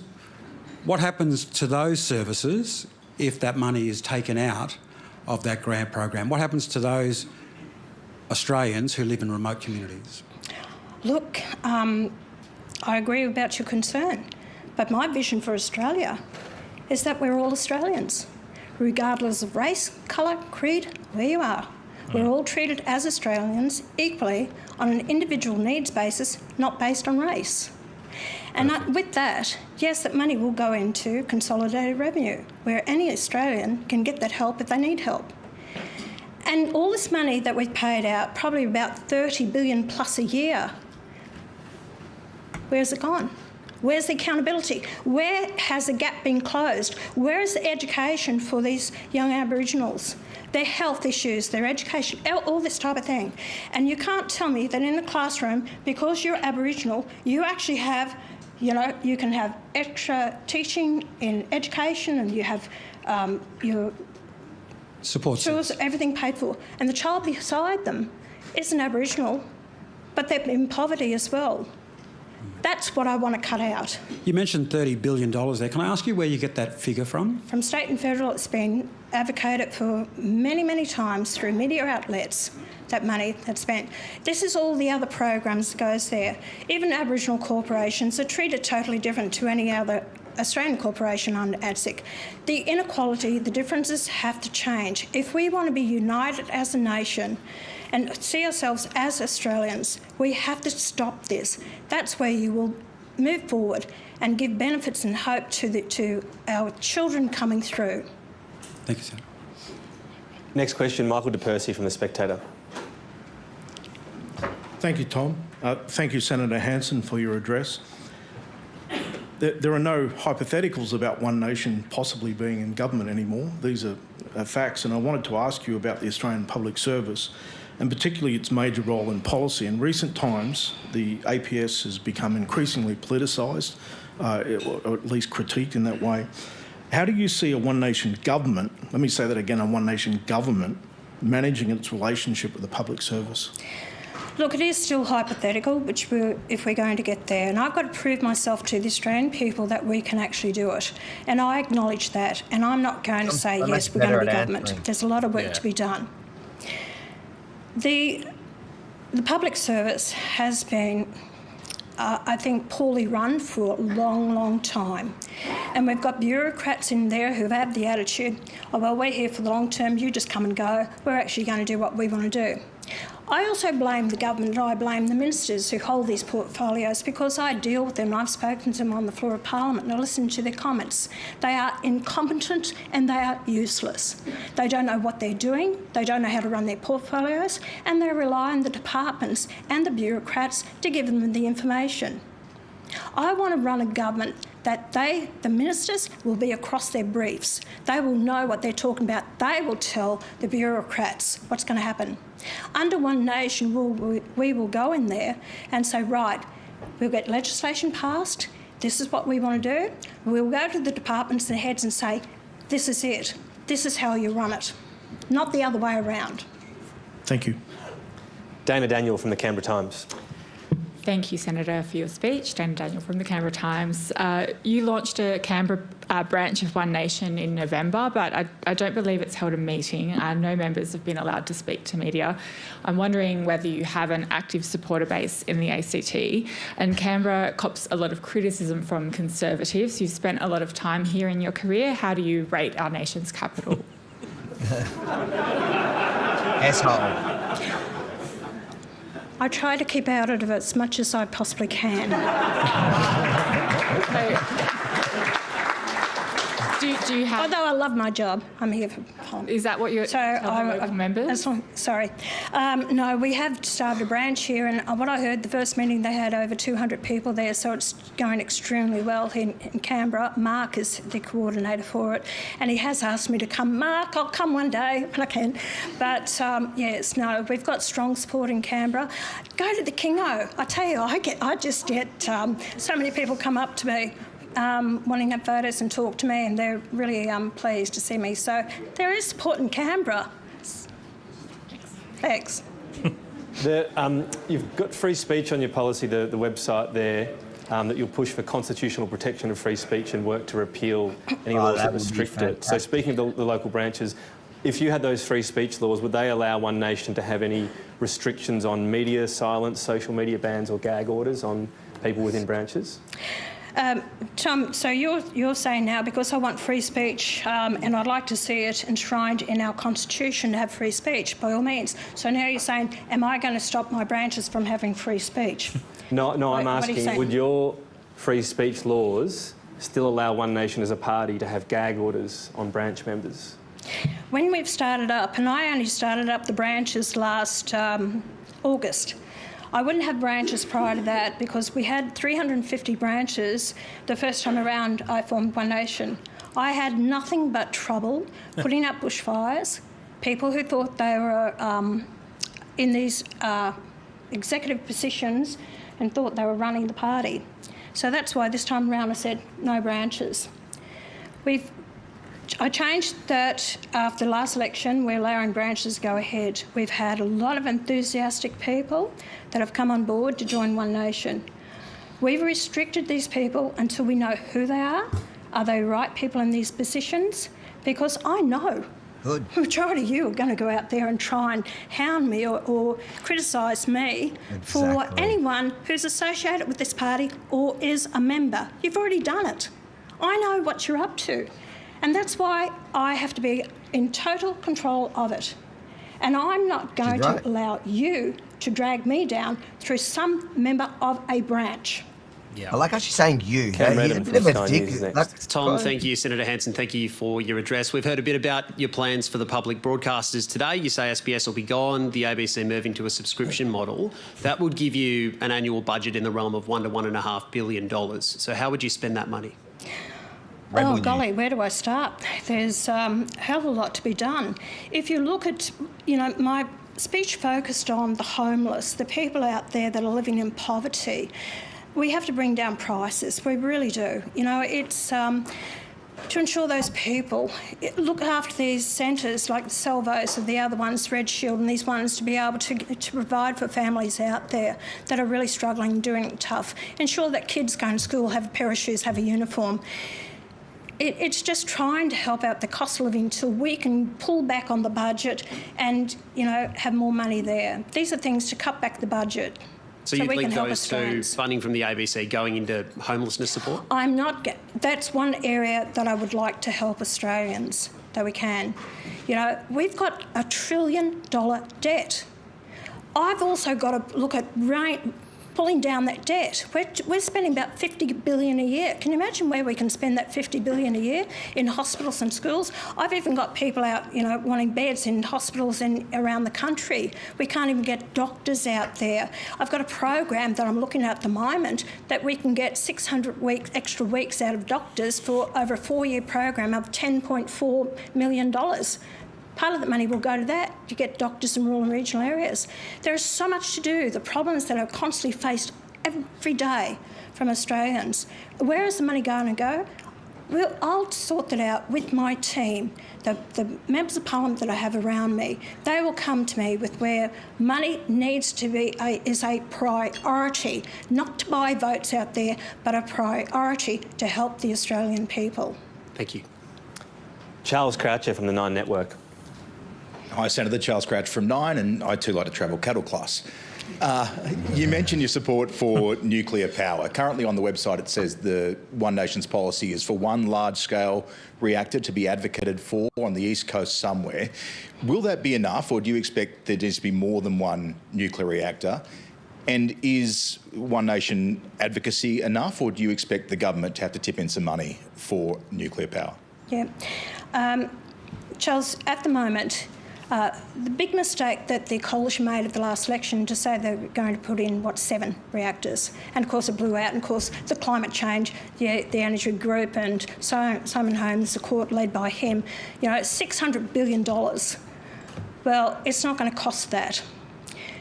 Renewable energy, by all means. No more wind turbines to be put in. That will be scrapped. No more solar panels on agricultural land. Gone. Put it up on your roofs, I don't care. Coal-fired power stations, yes, we need to have that. One in South Australia, one in Queensland to deliver the power that we need. And then from there we move forward and put in a reactor. To start with one, it all comes down to if you can afford it as well as a nation. And I'd like the reactor to go on the East Coast. Build one and deliver the power. The more we can get power out to the people, we will increase industries, manufacturing, and relieve the energy cost on people. And that's the government would build that would be publicly funded?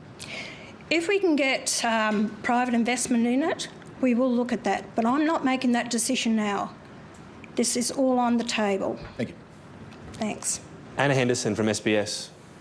Thank you. Anna Henderson from Spicy. SBS. Thanks for taking our questions. Your party platform commits to roll back abortion rights in Australia. So can you give us a sense of what you think should be the gestational limit for abortion? It's a discussion that needs to be held with the Australian people, but I can tell you, to abort a baby the day before birth is abhorrent and disgusting. And that's what I oppose, and that's what many, common sense Australians believe. So I'm not against, people in circumstances, women that need to have an abortion for medical reasons, for some circumstance. I'd rather educate women to use contraceptives than to go through an abortion. Too many abortions in this country anyway. In the US, many states do ban it from 4 weeks. Are you in... I'm not advocating the time at this stage, but I can tell you, even from 20 weeks, I think it's too late to have an abortion. But definitely, 39 weeks to have an abortion, that is clearly not humane. And Senator, you have said you want to abolish SBS. You said in your speech the internet has taken over the need for it. But SBS is providing Australian news in 60 languages, not international news alone. We've got 7, so isn't 9, that in line 10, 2, let them learn English. In language, in up to 60 and languages. Then you've also got, the other forms of internet as well. Sky's great to go and look for news. So I'm talking about in 60 languages to help people integrate into Australia. I'm sorry. Is that not Look, part I of can your understand your platform? question. You're going to be without a job. So anyway, I can understand that. Isn't that part of your platform? Isn't it part of your platform, Senator, to integrate people from other countries into Australia to help them become Australian? No, I want them to be able to learn to speak English before they get here to get their citizenship, and that will help them assimilate into our society. That's a good answer. Because 872,000 people said they speak very little English. They shouldn't be learning or here. none at all. So where's the assimilation? We are a monocultural nation, not a multicultural. And our language is English. And that will help people actually be able to go out there and get a job. 100%. Just wanted to clarify on the very late-term abortions. Would there be an exemption if the mother's life is in danger? Oh, of course. Right. Of course. Most definitely. Chloe Burris from the Network 10. Thank you, Senator. The Prime Minister is today announcing a pay rise for childcare workers. We know that he wants to move to a universal childcare system. The Coalition's looking at more flexible options like subsidies for nannies. What would you do to improve the childcare system? Childcare is completely out of control. You're looking at 15, 16 billion a year. They're asking that if this goes into more childcare workers, which is about 2,500 workers in the childcare industry, or owners of childcare, I should say, that own childcare. You know what? When I see that sort of money being put into childcare, I think we need to have a complete investigation into it, where the money's going. It just sounds astounding to me that $16 billion that have been put into childcare. So I'd like to have an investigation into it. And, some of these people, you've got mums and dads, and I was a mother of 4 children. I didn't have a university degree to look after my children. Why do we now expect these childcare centres to have students or people with some sort of degree to look after a child? It's just got out of proportion. It's just ridiculous. And as far as, yes, we need to look at other ways to help those mums and dads to be able to afford to get a childcare. And if the money goes with the child, with the parent, maybe that would help rather than these childcare centres, which, families are struggling to get their children into. So ideally, what do you think the childcare system should look like then? I'm not going to be policy on the run. It needs a full investigation into it. Where is the money going? Who's utilising those services? Do they require those services? Because it's costing the taxpayer, like I said, $16 billion. And you think the pay rises are unnecessary? I can't say whether didn't they get a pay rise just not so long ago? Like I said, pay rise. Who pays for it? The taxpayer again. Nathan Schmidt from NCA Newswire.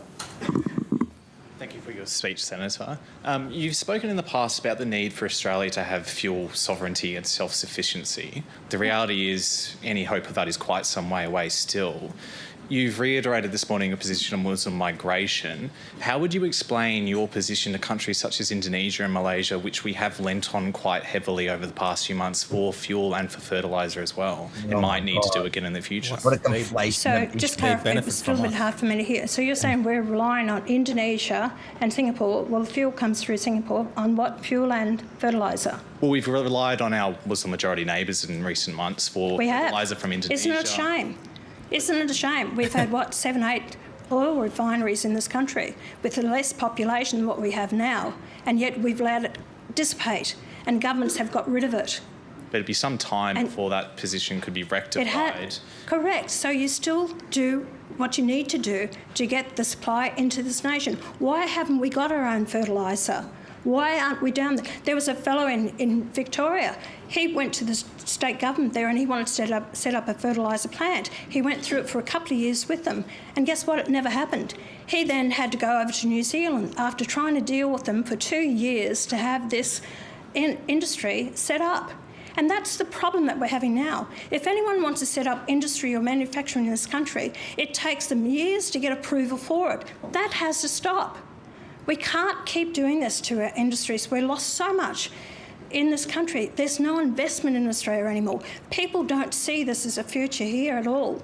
We've got problems now with Japan and South Korea who are actually saying, about is there predictability in Australia to do business here? We rely on a lot of that investment in Australia to give us the dollars to run this country. Poor management has got us in this situation. When it comes to the refineries, when it comes to actually oil, and I'm saying dig, baby, dig. We need to utilise our resources here in this nation to build the wealth again that we can deliver the services to this generation or future generations. We're very short. Sorry, Nathan, final question from Jason Koutsoukis, who's going to... What a conflation of issues, man. And you're right. Senator, your former party leader in South Australia, Jennifer Game, won a summary judgment against you in the Adelaide Magistrates Court last week for $15,000. Why did she have to sue you to recover what she says were ordinary campaign expenses? She was a former party leader, right? Let me just tell you the facts. She put in a claim of $30,000. What was he from? Which wasn't acceptable and didn't meet the criteria of the party, like many other candidates put it in. So because she wasn't happy with it, that went through court. So she only got $15,000 out of it. She was asking for 30, but she only got 15. This is what happens when you only work on the weekend. You talk a lot about the big two parties. There's an easy way to be more transparent than them. You could commit to telling us, the voters, I'm not just the journalist, the voters, how your campaign will be paid for before it happens, so release your donations if you like. Would you do that and show everyone that you're more transparent than the major parties? So you want me to act differently to the major political parties? I've just said it's clearly they don't do it. They don't do it. This is a higher level. I'm just asking you can show them, hey, I'm more transparent than you. Hold on a minute. Didn't we have Fire the Liar last week? We actually got donations from the Australian people. Now, I got an audit done and I put it up there for the people to see, didn't I? Where's Albanese's? Where's his fund? Where was he up front and showing the people what money was donated to his $27 fund and where that money came from? Right. She's great on her feet now. She is great on her feet. That was perfectly Senator, we've handled. gone well over time. I sort of took your lead on that, and I'm going to ask for forgiveness rather than permission, but we appreciate you're generous with your time today. Ladies and gentlemen, please thank Senator Pauline Hanson. Thank you. Wow. There's a lot to unpack. Standing ovation or just running out of there? No, running out of there because Pauline Hanson. We're going to leave the Senator camera. Hanson's speech was not without drama, with her address interrupted by... Oh, no, we want to see... does it show you the pro... Here, this is going to give you the shot. Yeah, that is so I've got some better shots of this as well that I've been saving as we're going along. But see how it's coming down? It's mechanical or something's happening. It's been set up. And this is like last time we talked about it during the protest, Harvey, when they're trying to stop her from, showing up in Melbourne. I know this seems harmless, but this is, a political leader, very popular political leader. And this room, which the ABC and the National Press Club is responsible for setting all this up, obviously someone's gone in ahead of time and put this there. Now, this time it's just a banner. Anything is possible, Exactly. Look, if you think about what's happening in the US at the moment, and she is as, she invokes as many feelings as Trump does in the US in our political space here in Australia. The idea that somebody could get in and breach the security like that just to do something, you can call it harmless, but they tried to throw her off. But imagine it was somebody there to actually cause harm. Yeah. And that is a scary thought. Yeah. That is a scary thought that the institution allowed it, as if there wasn't some proper big, AFP swoop of the place, ensuring that it was safe. she does have a target on her back, and clearly the target is there. They succeeded to do a protest, something that I've never seen in the press. I don't think that's happened in that manner. No. Like, there's been people that's heckled and things like this. I'm pretty sure that's happened from But memory. a prearranged, organized to get behind that screen, then to have that set up, and then obviously to activate that to come down at a certain time. Unheard of. I'm pretty sure at the National Press Club. And this is what they've done. And I hold the ABC responsible. I hold the National Press Club responsible. And everyone there, because they don't understand the seriousness of what they're dealing with when it comes to Pauline Hanson's safety with the unhinged lefties that are there, outside and inside. I disagree with that. They do know. And well, that's even worse, what you're saying, yes. I think that she scares them, and they would love nothing more than two things, one, for her to be knocked out of the race, one, and two is, a political storm of a story like that is something that gives the media eyeballs. The media likes drama. So let's not pretend like they don't want, there's so many incentives for them to help facilitate, and in a way where they can throw their arms up and say, oh, sorry, we didn't realize, we didn't know. It is so clear. And we must hold them responsible. And you can see, look, there was a few things. So let's unpack it a little bit before we end this stream. Yeah. I think she did incredibly well. One, her speech generally, her opening was on point. The interruption when they tried to throw her off with that protest, she handled that amazingly. And the part that we were most waiting for, the question time, before that was them trying to cut her short. The way she dealt with that was amazing. Yeah. And the protest, like how she got herself back on track, like she just didn't let it throw her off.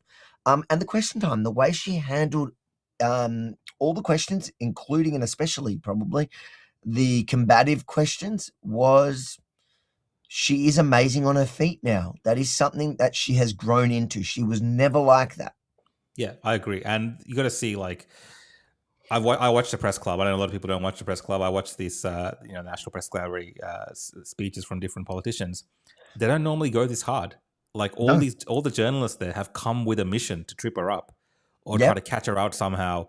It's very combative. Even the host. The host, I'm from Sky News. He was being a bit cheeky there and a little bit dismissive here and there of her views and trying to throw curveballs in there, which is, you can say that it's a part of him trying to be a bit more fair and balanced. Maybe Sky News might cop it a little bit from the left.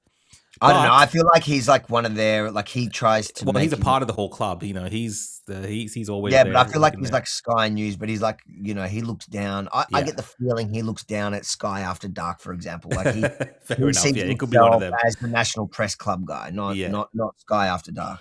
Yeah. Fair enough. But yeah, look, I think she did remarkably well. Obviously, it was a very long speech, and it did go over time, and I thought that was great as well, where she's like, actually, I got a few more pages to go. Look how many cameras. We're going to keep going. Yeah, we're going to keep going. So I think overall she did really well, and she did articulate a bit more of the policy positions of One Nation, and where she wasn't 100% there yet, she was not afraid to say that that's a work in progress. Because what you do get with politicians is they either don't answer questions at all, or they lie about their positions. At least she was honest, and I think people will find that refreshing compared to what they normally get from these politicians. And I think she handled everyone well. Like if you think about, so the protests were saying, the media there that were trying to trip her up and that were combative, she handled them well. I think she also handled issues well, things that have been part of the political discourse online. So, for example, when she said, and these are things that are going to upset the White Australia lobby, groups like that attach themselves to One Nation because they're surging in the polls and like to take, I'm finding that probably the funniest, everything that One Nation does where she takes policies that they seem to share because they're policies people have been, like rational conservatives have been talking about, for the last 20 years. And suddenly, they've adopted some of these policies as part of their big policy agenda. And And when she says a couple of them, they'll go and own it. Oh, the One Nation is taking our policies. Like, mate, she's been saying it for 20 years before you guys were even like around. You were scamming people on your building sites back then. You were in VCAT having to fight off people that were everyday Aussies that you were ripping off. She's been saying that for, but they're going to ignore the policies that, and they're going to be triggered, but they'll probably ignore because they don't really want to confront One Nation. Yeah. Because they're actually they're running their own race. They don't rely on these clowns to really for anything, not for policy, not for anything. I mean, you can't get to the position you are in today as Pauline Hanson and One Nation without having this remarkable cut through to the Australian public. It is on another level. It's got nothing to do with anyone else besides. A lot of the credit has to go to Pauline Hanson. Obviously, the point I'm bringing that up is because a couple of the policies that they'll skip through that I heard her say in this one that they're not going to like and they're either going to ignore or that is one that she's saying when it comes to the fuel crisis. Why? Because I've seen a lot of those kind of guys blame, it's the war in the Middle East, because obviously they have to find some way to blame it on the Jews. She's like, it's not the Middle East, it's we have not been doing what we need to do for fuel security here for many years. And she drilled that in. She also really touched on what is an Australian, the online debate at the moment. What is an Australian? And she's defined it as exactly what you and I believe in Australia is, as in civic nationalism. She has distanced herself from ethno-nationalism once again, which very these guys, if they really, as they try to portray every time she does announce a policy that they agree with, and they somehow allude to, like, they actually, I think they're right. She took from the white, or they call it Australian lobby, but I'm just being more honest about them. The widest, she's taken it from them. It's like, dude, no, she's just had that. These are her actual policies, and they disagree fundamentally with ethno-nationalism. And I think that's important to keep letting people know, because One Nation will only succeed if the majority of Australians are taken along with it, and not this ideology that excludes everyone but a very small, fringe, nutty supremacist group. Yeah, and she's very inclusive in the correct manner. Even that gentleman from the Aboriginal organisation NITV that asked that question, she said to him, it's you look at two kids at school. One might be Aboriginal, and the other kid might be from a poverty-stricken background, but we benefit the Aboriginal kid because of race. And what she's saying there is that she wants all Australians to be equal. And she always makes these comments around how she sees people that contribute to this country, whether they're migrants, whether they're Aboriginal, whether they're from the settler stock that people like to talk about. She sees them all as a part of the country, as a part of the Australia that's a part of her vision. And she's very sincere and honest in that. And you can go back to her maiden speech. She makes these very same comments. For years, they've tried to label her as a racist, and she's not that. And then at the same time, you have people that do have extremist views in some regards, will try to piggyback off that and say, well, she represents this particular group. She's always been very consistent, Avi, and it comes through. The fact that she very clearly, despite all the negativity that surrounds, the woke right within conservative politics around issues around Israel, she will very clearly say Judeo-Christian nation. Yeah, that was another one. That they hate. Judeo-Christian nation for Australia. Now, people will have their views about this, but Pauline Hanson is very consistent in her beliefs, and that's got to do with the way she hasn't done, like, for example, a Babette, who used to be very strong in using that terminology, and suddenly when online it became popular by those groups to flip, they suddenly distance and completely reject that. And it's true. It's just another thing that shows how consistent she is. She's not a follower. She's an absolute leader. And I think today showed it. Yeah, definitely. It showed that she's comfortable up there on stage to be a person of her convictions, whether it's on a tough topic like immigration from Islamic nations. She made that distinction between political Islam, radical Islam, and just, she's not against Muslim people. She's not against religious people that want to observe the religion. I think she's trying to make a point that it actually impacts, Muslims here as well when you have these radical elements in this country, creating disharmony. So she's very clearly saying that, what our leaders should be saying, is that we don't want this type of terrorism in our country. We don't want people being radicalized in mosques in Australia. We don't want to have ISIS brides. She's making the very clear case to the Australian people, telling them that you saw terrorism in Bondi not that long ago. Here on our shores, 15 people butchered by these barbaric ISIS terrorists. Right? Why would you want to have that being normalized? Like, it's common sense, and I think when people listen to it who aren't going to get offended by it and going to get all caught up in the words that she's using to describe it, a lot of people will resonate with that and understand that. And look, she did target all these these kind of communities where there is this extremist activist elements in them, whether it's the trans community, whether it's kind of the pro-Palestinian groups which are very much linked with this, they excuse Islamic radicalism. So she went after all of them equally, but she also embraced everyone equally as well. Like, she is making sense. And if you are someone that loves this country, you will listen to Pauline Hanson and you'll be like, yes, she's speaking my language. I resonate with her. The other people that are in power right now, they are too afraid, Avi, to even utter these type of words because they're just worried about the political ramifications for themselves. They're just worried about winning elections. Pauline Hanson actually cares about this country. And she makes she's the willing point to put it out there. She's so humble about it when she does it. Guys, by the way, if you did like that and you do think that Pauline Hanson smashed this address to her first address to the National Press Club, smash that like button on this video now. We're just unpacking it a little bit and we'll get through some of those super chats here on YouTube before we leave. When you're talking about the immigration, one of the moments that really stood out to me was where that journalist tried, the one that people in the comments were calling Borat, which he kind of did look like Borat. I was chuckling to myself.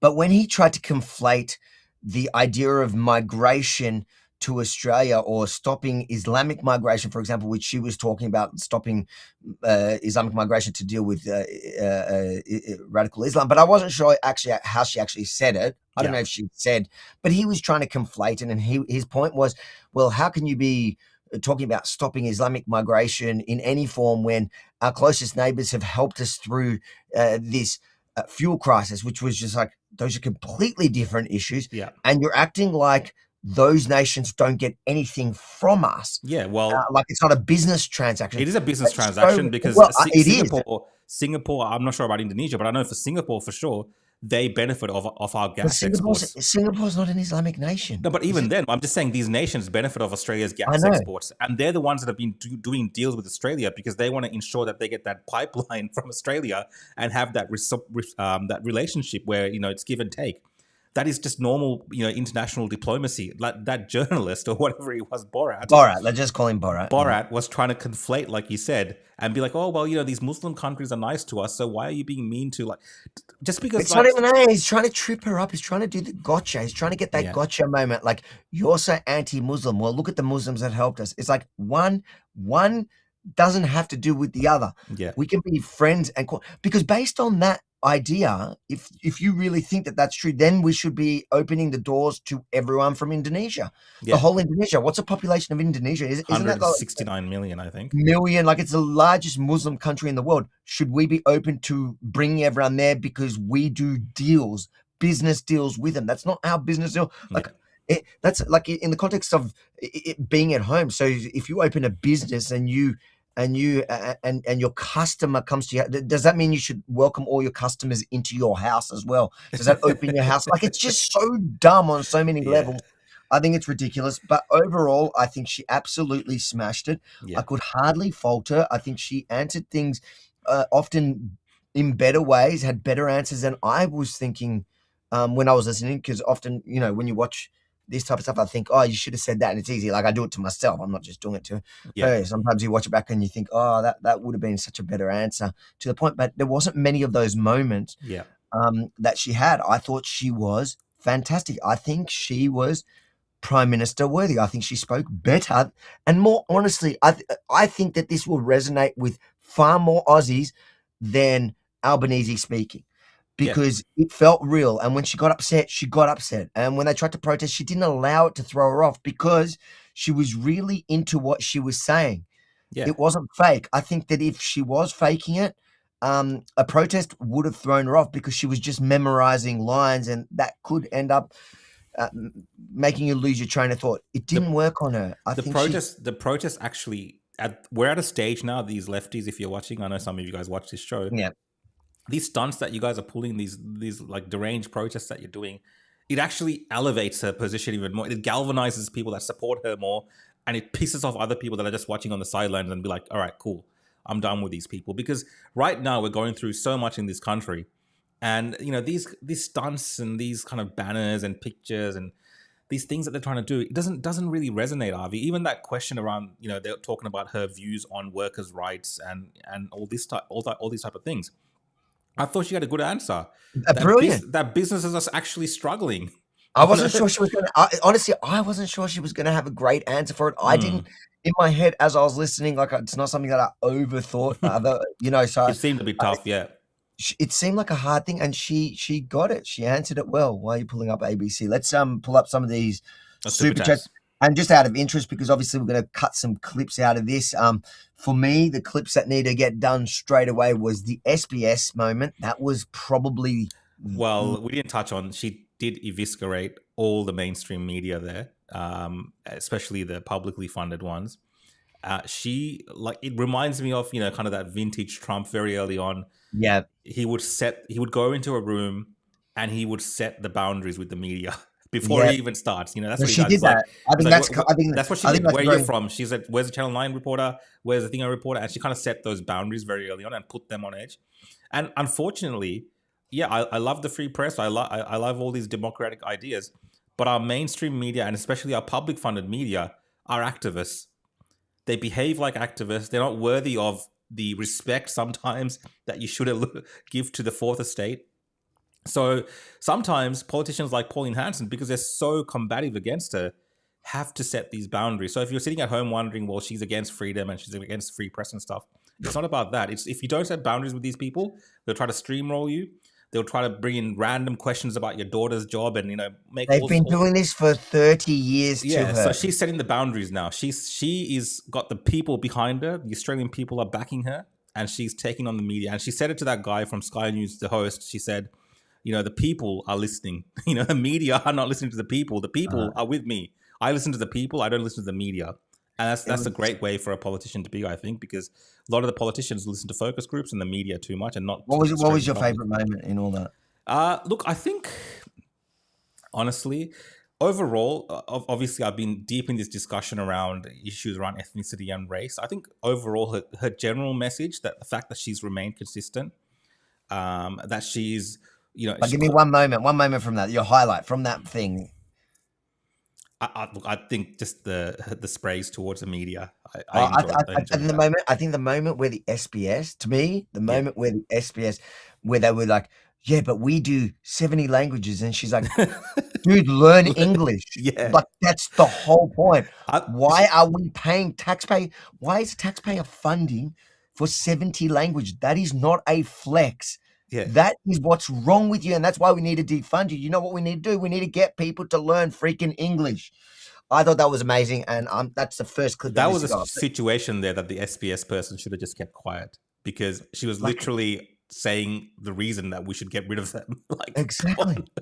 What was she thinking? Let's get to this. What I thought was brilliant, because as soon as she started, I was like, the language, and I was worried she wasn't going to hit it, and she did. Got it. She's great on her feet now, and she's calm. I think she's not as defensive now, because she realizes, I think Australians have woken up and people have realized that Pauline Hanson is not this evil devil witch that they tried to paint her as so many years. She is the tip of the spear for the forgotten Australians. She is at the tip, and she's willing to take all the arrows and all that kind of stuff as well. And she's willing to put herself out there, and she knows that people will back her, and that changes things. Let's do these super chats. Let's do these super chats, and then we'll close it. By the way, thank you everyone for tuning in, whatever platform you're on. We've got pretty good numbers here for a Wednesday afternoon. I wasn't sure how this was going to go, so it tells me that when there is issues of interest, that people will tune in. Appreciate all of you. Make sure before you do go, smash that like button to help that algorithm. Share it, and we're going to read all the super chats. So you still got a couple minutes to get any super chat that you want us to read on screen. Yeah, and thank you in advance for your support. Thank you, guys. I'll take some of these as statements as well. So this is from Lee Kuo. He says, boys, I wish Pauline was the real deal because you'd both be gone. This is a comedy skit. Also, Carly Unfiltered is a literal paid witch. So this is someone that's obviously doesn't like us or doesn't like Carly. This one is the same with Luke. Yeah, he always writes some crazy stuff. He gives us super chats. So he pays, does the super chats. We I appreciate feel like you, mate. I feel like he's paid by the Zionists to keep interest in our we appreciate you, mate. We appreciate you, and we'll read your comments always. From Catherine, a long time, Catherine. Hope you're doing well. Even if One Nation is the junior member of a coalition, it's a win for the Australian people. The fact is that the ALP have already used One Nation policies is telling. Yeah, great comment. I think even if it does end up being a coalition with the One Nation, or One Nation helps the Liberal Party get elected or whatever it is, it does change the dynamics. I don't think that's even in the equation. No, but I'm just saying either way, it changes the dynamics because you have a party there hovering around. Yeah, it forces them more to the right on issues. But I don't even that's not even in the equation right now. If anything, if there's going to be a deal, the deal is going to have to look like something like, because the Liberal Party is coming as the minority. They're coming with the 16%. She's coming with the over 30%. So if anything, the deal is we will make a coalition to form government, but it's going to mean Prime Minister Pauline. Prime Minister Pauline and Angus Taylor can be Deputy Prime Minister. Or cleaner of the... let's keep going. This is from Brody. Brody Joe Comes, and I'm going to be careful there.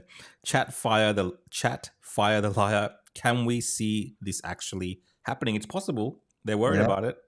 I think it's Jackie I think it's more than possible. Now it's becoming statistically probable. Jackie says, time for the truth. God, I pray everyone reports truth. Thank you for your super chat. We appreciate it. Gap Media, how did they let a protester get so close? He could have attacked Pauline. I'm sure they would have never let that person go so close to Albo. That's true. Exactly. Was there actually somebody there, or was it that they set it up before? I think the people that walked up to take it off were from the venue getting rid of it. It had already been set up. Yeah. So, but that was the noise we were hearing. I think something. Yeah, it impacted the sound. Yeah, everyone might have just been remote or something. Exactly. So weird. Another one from our mate Rooks. Ask Avi how many genders are there in the Talmud. There's 7,000 per post. Leslie, thank you for the super chat. Gigi, do your job. Fire the liar. Yep, would definitely agree. Tabitha Blaker says, about bloody time. Love to see One Nation. And Pauline, thank you for your super chat. Appreciate the support. Jackie, again, chat. Mums should have a choice to stay home with babies. I think that's referring to the discussion they were having about childcare policy, which Pauline Hanson said it wasn't fully formed yet what her particular stance was. But thank you for that super chat. JB says the banner didn't throw Pauline off. No, but she did. I think she did say specifically when it comes to not working. She's saying, she did mention she goes, if you're not working, because you're talking about the abortion, but I think she did say about the businesses shouldn't have to pay for people that are not working for them. And so women choose to go, and whatever, you can have the debate, like women choose to, they're the ones that have to give birth, but I guess you choose to have the baby, especially in Australia where it's essentially legal up until birth to abort. So at this point you are choosing it, I guess. But yeah, I think her argument was that a business shouldn't have to pay somebody to not come to work unless it's within, the sick leave and basic fundamental things. But when people don't come to work for long periods of time because of their gender, businesses shouldn't have to pay. Anyways, that's what I remember from it. Maybe I'm wrong. No, you're right. JB says the banner didn't throw Pauline off. If anything, it helped. We witnessed a 90-minute masterclass into the Lion's Den, leaving victorious. It was the Lion's Den. Everything was against it. Honestly, I'm impressed. I was excited. I did think she was going to come out, guns blazing, but I didn't know if she would handle the, in real time on her feet, whether they were going to stump her. You got to remember, these are seasoned journalists. These are some of the top of every news organization across the country, whose main objective is to try trip her up. They've got all the experience, all the techniques.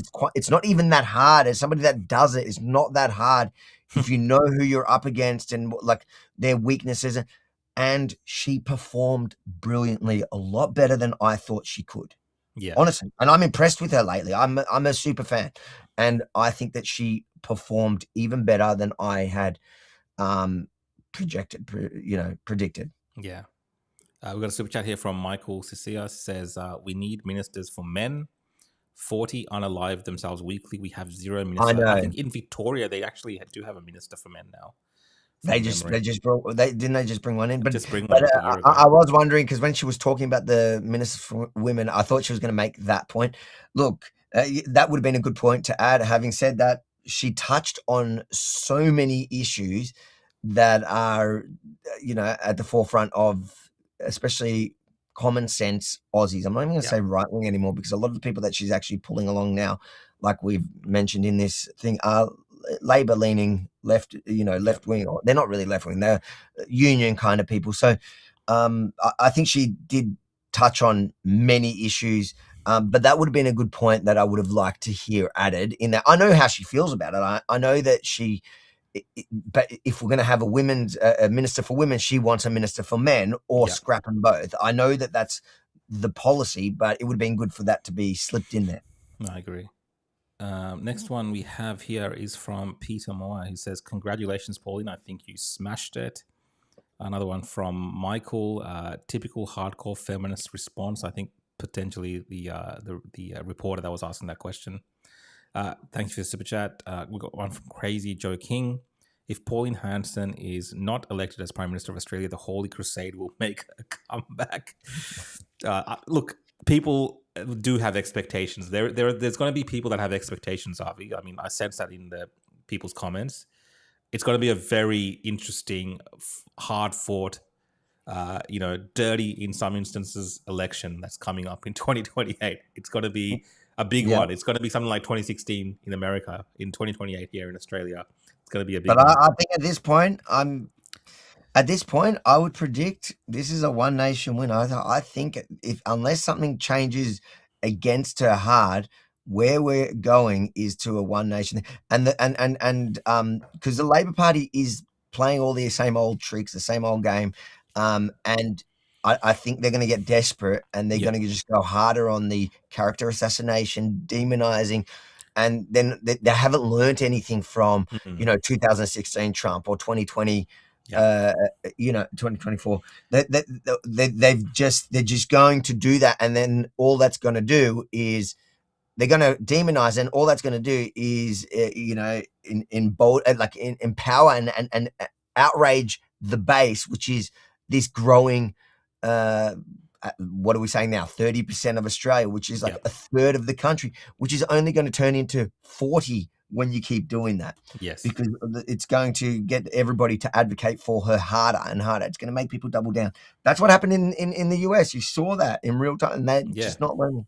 Yeah, exactly. And we've got a super chat here. Thank you for the generous super chat. We really appreciate it. Avi, talk about kicking ass. Pauline did it so easily and with a massive Australian smile. And that is the last of the super chats. A great one to end on. Thank you so much for everyone that's contributed and supported our show through super chats. We appreciate it. There's also a QR code there for other ways to support what we're doing here at Rebel News Australia. As you can tell, we have expanded. Finally, there's a person that can actually speak English in this on this network in a manner that people understand. I know Avi's probably still watching shows on SBS to learn language. I'm watching it in shekels, in Hebrew. I don't even know if there is a Hebrew one. You're watching the Hebrew network on SBS. So I've got another super chat coming from Catherine. Thank you, Catherine. I appreciate it. Great seeing you on our streams. I know a long time Catherine's been watching our shows. But yeah, you can scan the QR code, guys. It's just more ways if you want to support what we're doing here. And, this kind of coverage, I think, is more fun and interesting.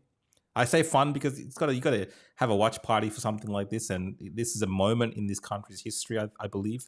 We're witnessing something that's building up. So thank you for joining us here. We've got another one, more super chats coming in. Thanks, We've got guys. a couple of super chats here. Let's read them. Yeah. What are your thoughts on someone starting a religion which pews and pep spray can be carried? Pepper spray can be carried. The so-called religion that can carry Sharpie extensions. You know what? I don't even have a problem with like I'm actually consistent. I think that we should be allowed to carry whatever. We need to have weapons. Yeah, I would. We should be allowed to, and like I just don't think one group should be allowed to and everyone else not. And you know what? That particular group is like you rarely see them being the perpetrators of violent crimes. You often see them being the victims of it, especially because they tend to be doing storefront work or whatever, and Ubering or whatever. Like, this is a touchy subject for Rukshan. No, I mean, I don't carry a weapon around. But I'm not of that faith. As a Christian, I'm a part of the persecuted peoples. But what I will say is, I think people, when they're talking about this, RV, we're getting off track. But when people are talking about this, that's a super chat. They're going towards supporting the state, which is like giving up our arms, take everything from us. No. And I think it's got to be the opposite discussion about everyone having access. I think if somebody should be allowed to, everyone should be allowed to, and I think we all should be allowed to be honest. Like there are violent migrant gangs running around with machetes. Yes, the machete bins in Victoria did not work. Sorry to break it to you. They're running around, slashing, stabbing. They're breaking into people's home. We should be allowed to carry. So the suggestion was that we should start a religion that it's part of the faith to do that. I like the trick. That's very much like starting political parties like Free Palestine. It's very much up my alley. However, I would prefer to put the energy in saying, let's all be equal and let's also have the right to defend ourselves. Channel a bit of Pauline. We've got one from Luke where he says, nothing but love, boys. No hate, Avi. Hook me up. This guy, I'm telling you, it's a Mossad operation. I'm telling you, this boy slop is getting me every single time. Just keep sending the $7,000 and we'll be happy. B. Jocko says she don't need to be defensive anymore. We got her. And that's the thing. She's backed by the people of Australia. And people are not worried to say it anymore. I think we were talking about this before. Like, she is not worried now. Like, people are not worried to stand up and say, I vote for Pauline. I know a bunch of people that have been voting for Pauline Hanson for a long time, but wouldn't, on the hush-hush, they would tell me quietly. Now I see them posting online about it because it has become normal. And that is what the left is so afraid of in this country, that we have normalized Pauline Hanson. That's why they were so upset about her speaking today at the press club. They were worried she was going to nail it like that. She was going to kick their asses, and she did it. But they were just also worried about her face being there because it makes her, I guess, a politician. Yeah. And it normalizes it. It legitimizes her. It's what Patricia Cavallis is worried about. Yeah. It legitimizes her in the mainstream arena, where until now they've done their best to suppress and push her to the fringe. Exactly. We've got a super chat from the Aussie here. Thank you. Appreciate it. And we've got another one from B. Jocko says they got rid of Whitlam for a lot less. What will it take for somebody to step in and get rid of Albo? Why has there not been a lack of confidence? Look, Go on, say what you think. No, I was going to say, we just live in different times where this uni party is very entrenched. So you have to break this uni party. And I think it's very different to back, when that happened, right? To what we are facing today. Where Can you mute me a second? Because I don't know if it's relevant to what we're talking about. So okay. One second. No. Yeah. All right, 1 second. You're muted. Should we listen in on Harvey, guys? You're muted. I can't hear you. You can't be heard. But should we unmute him and see what he's doing on the phone? Who do you think he's talking to? He's having a conversation. Who knows? He might be getting commands right now. So the commands will first go to him, then the commands will come to me. Anyway, I'm joking. I've really enjoyed this live stream today. And let us know if you have any other ideas. We are thinking about doing the show again, but instead of doing the opposition podcast in the nighttime, doing it during the day. You're back? You're back. All right, 1 second. All good? It was just Luke A, or whatever his name is, and he was saying that my 7,000 has just been bonus to 14. Yes. No, yeah, sorry. Where were we? No, that was it. We're just finishing up on the. Actually, here we go. The Aussie says, "Why wasn't Rebel News invited to the press club?" I will never get invited, right? Yeah. But I can tell you this, and it is true. This is one of the things that I'm probably excited for personally, in a selfish way, about a One Nation thing, is that when they're in government, a bit like some of my friends in the States who were banned from everything until Trump got in, and then now they're in the Washington in the White House press gallery. Like, I have friends there that are able to get in, and you're talking about people that the last administration was, sending cops to investigate their journalism.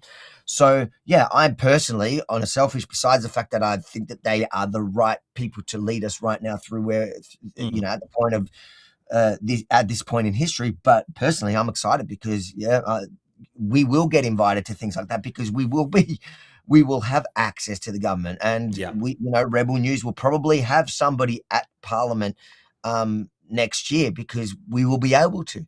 And the funny thing is, we'll be able to hold the other side accountable because we will have access. So it won't only be about giving Pauline Hanson and One Nation a fair go, because again, the media is still going to be there, and the media is still going to be trying to probably even harder, tearing them down when they finally obtain that power.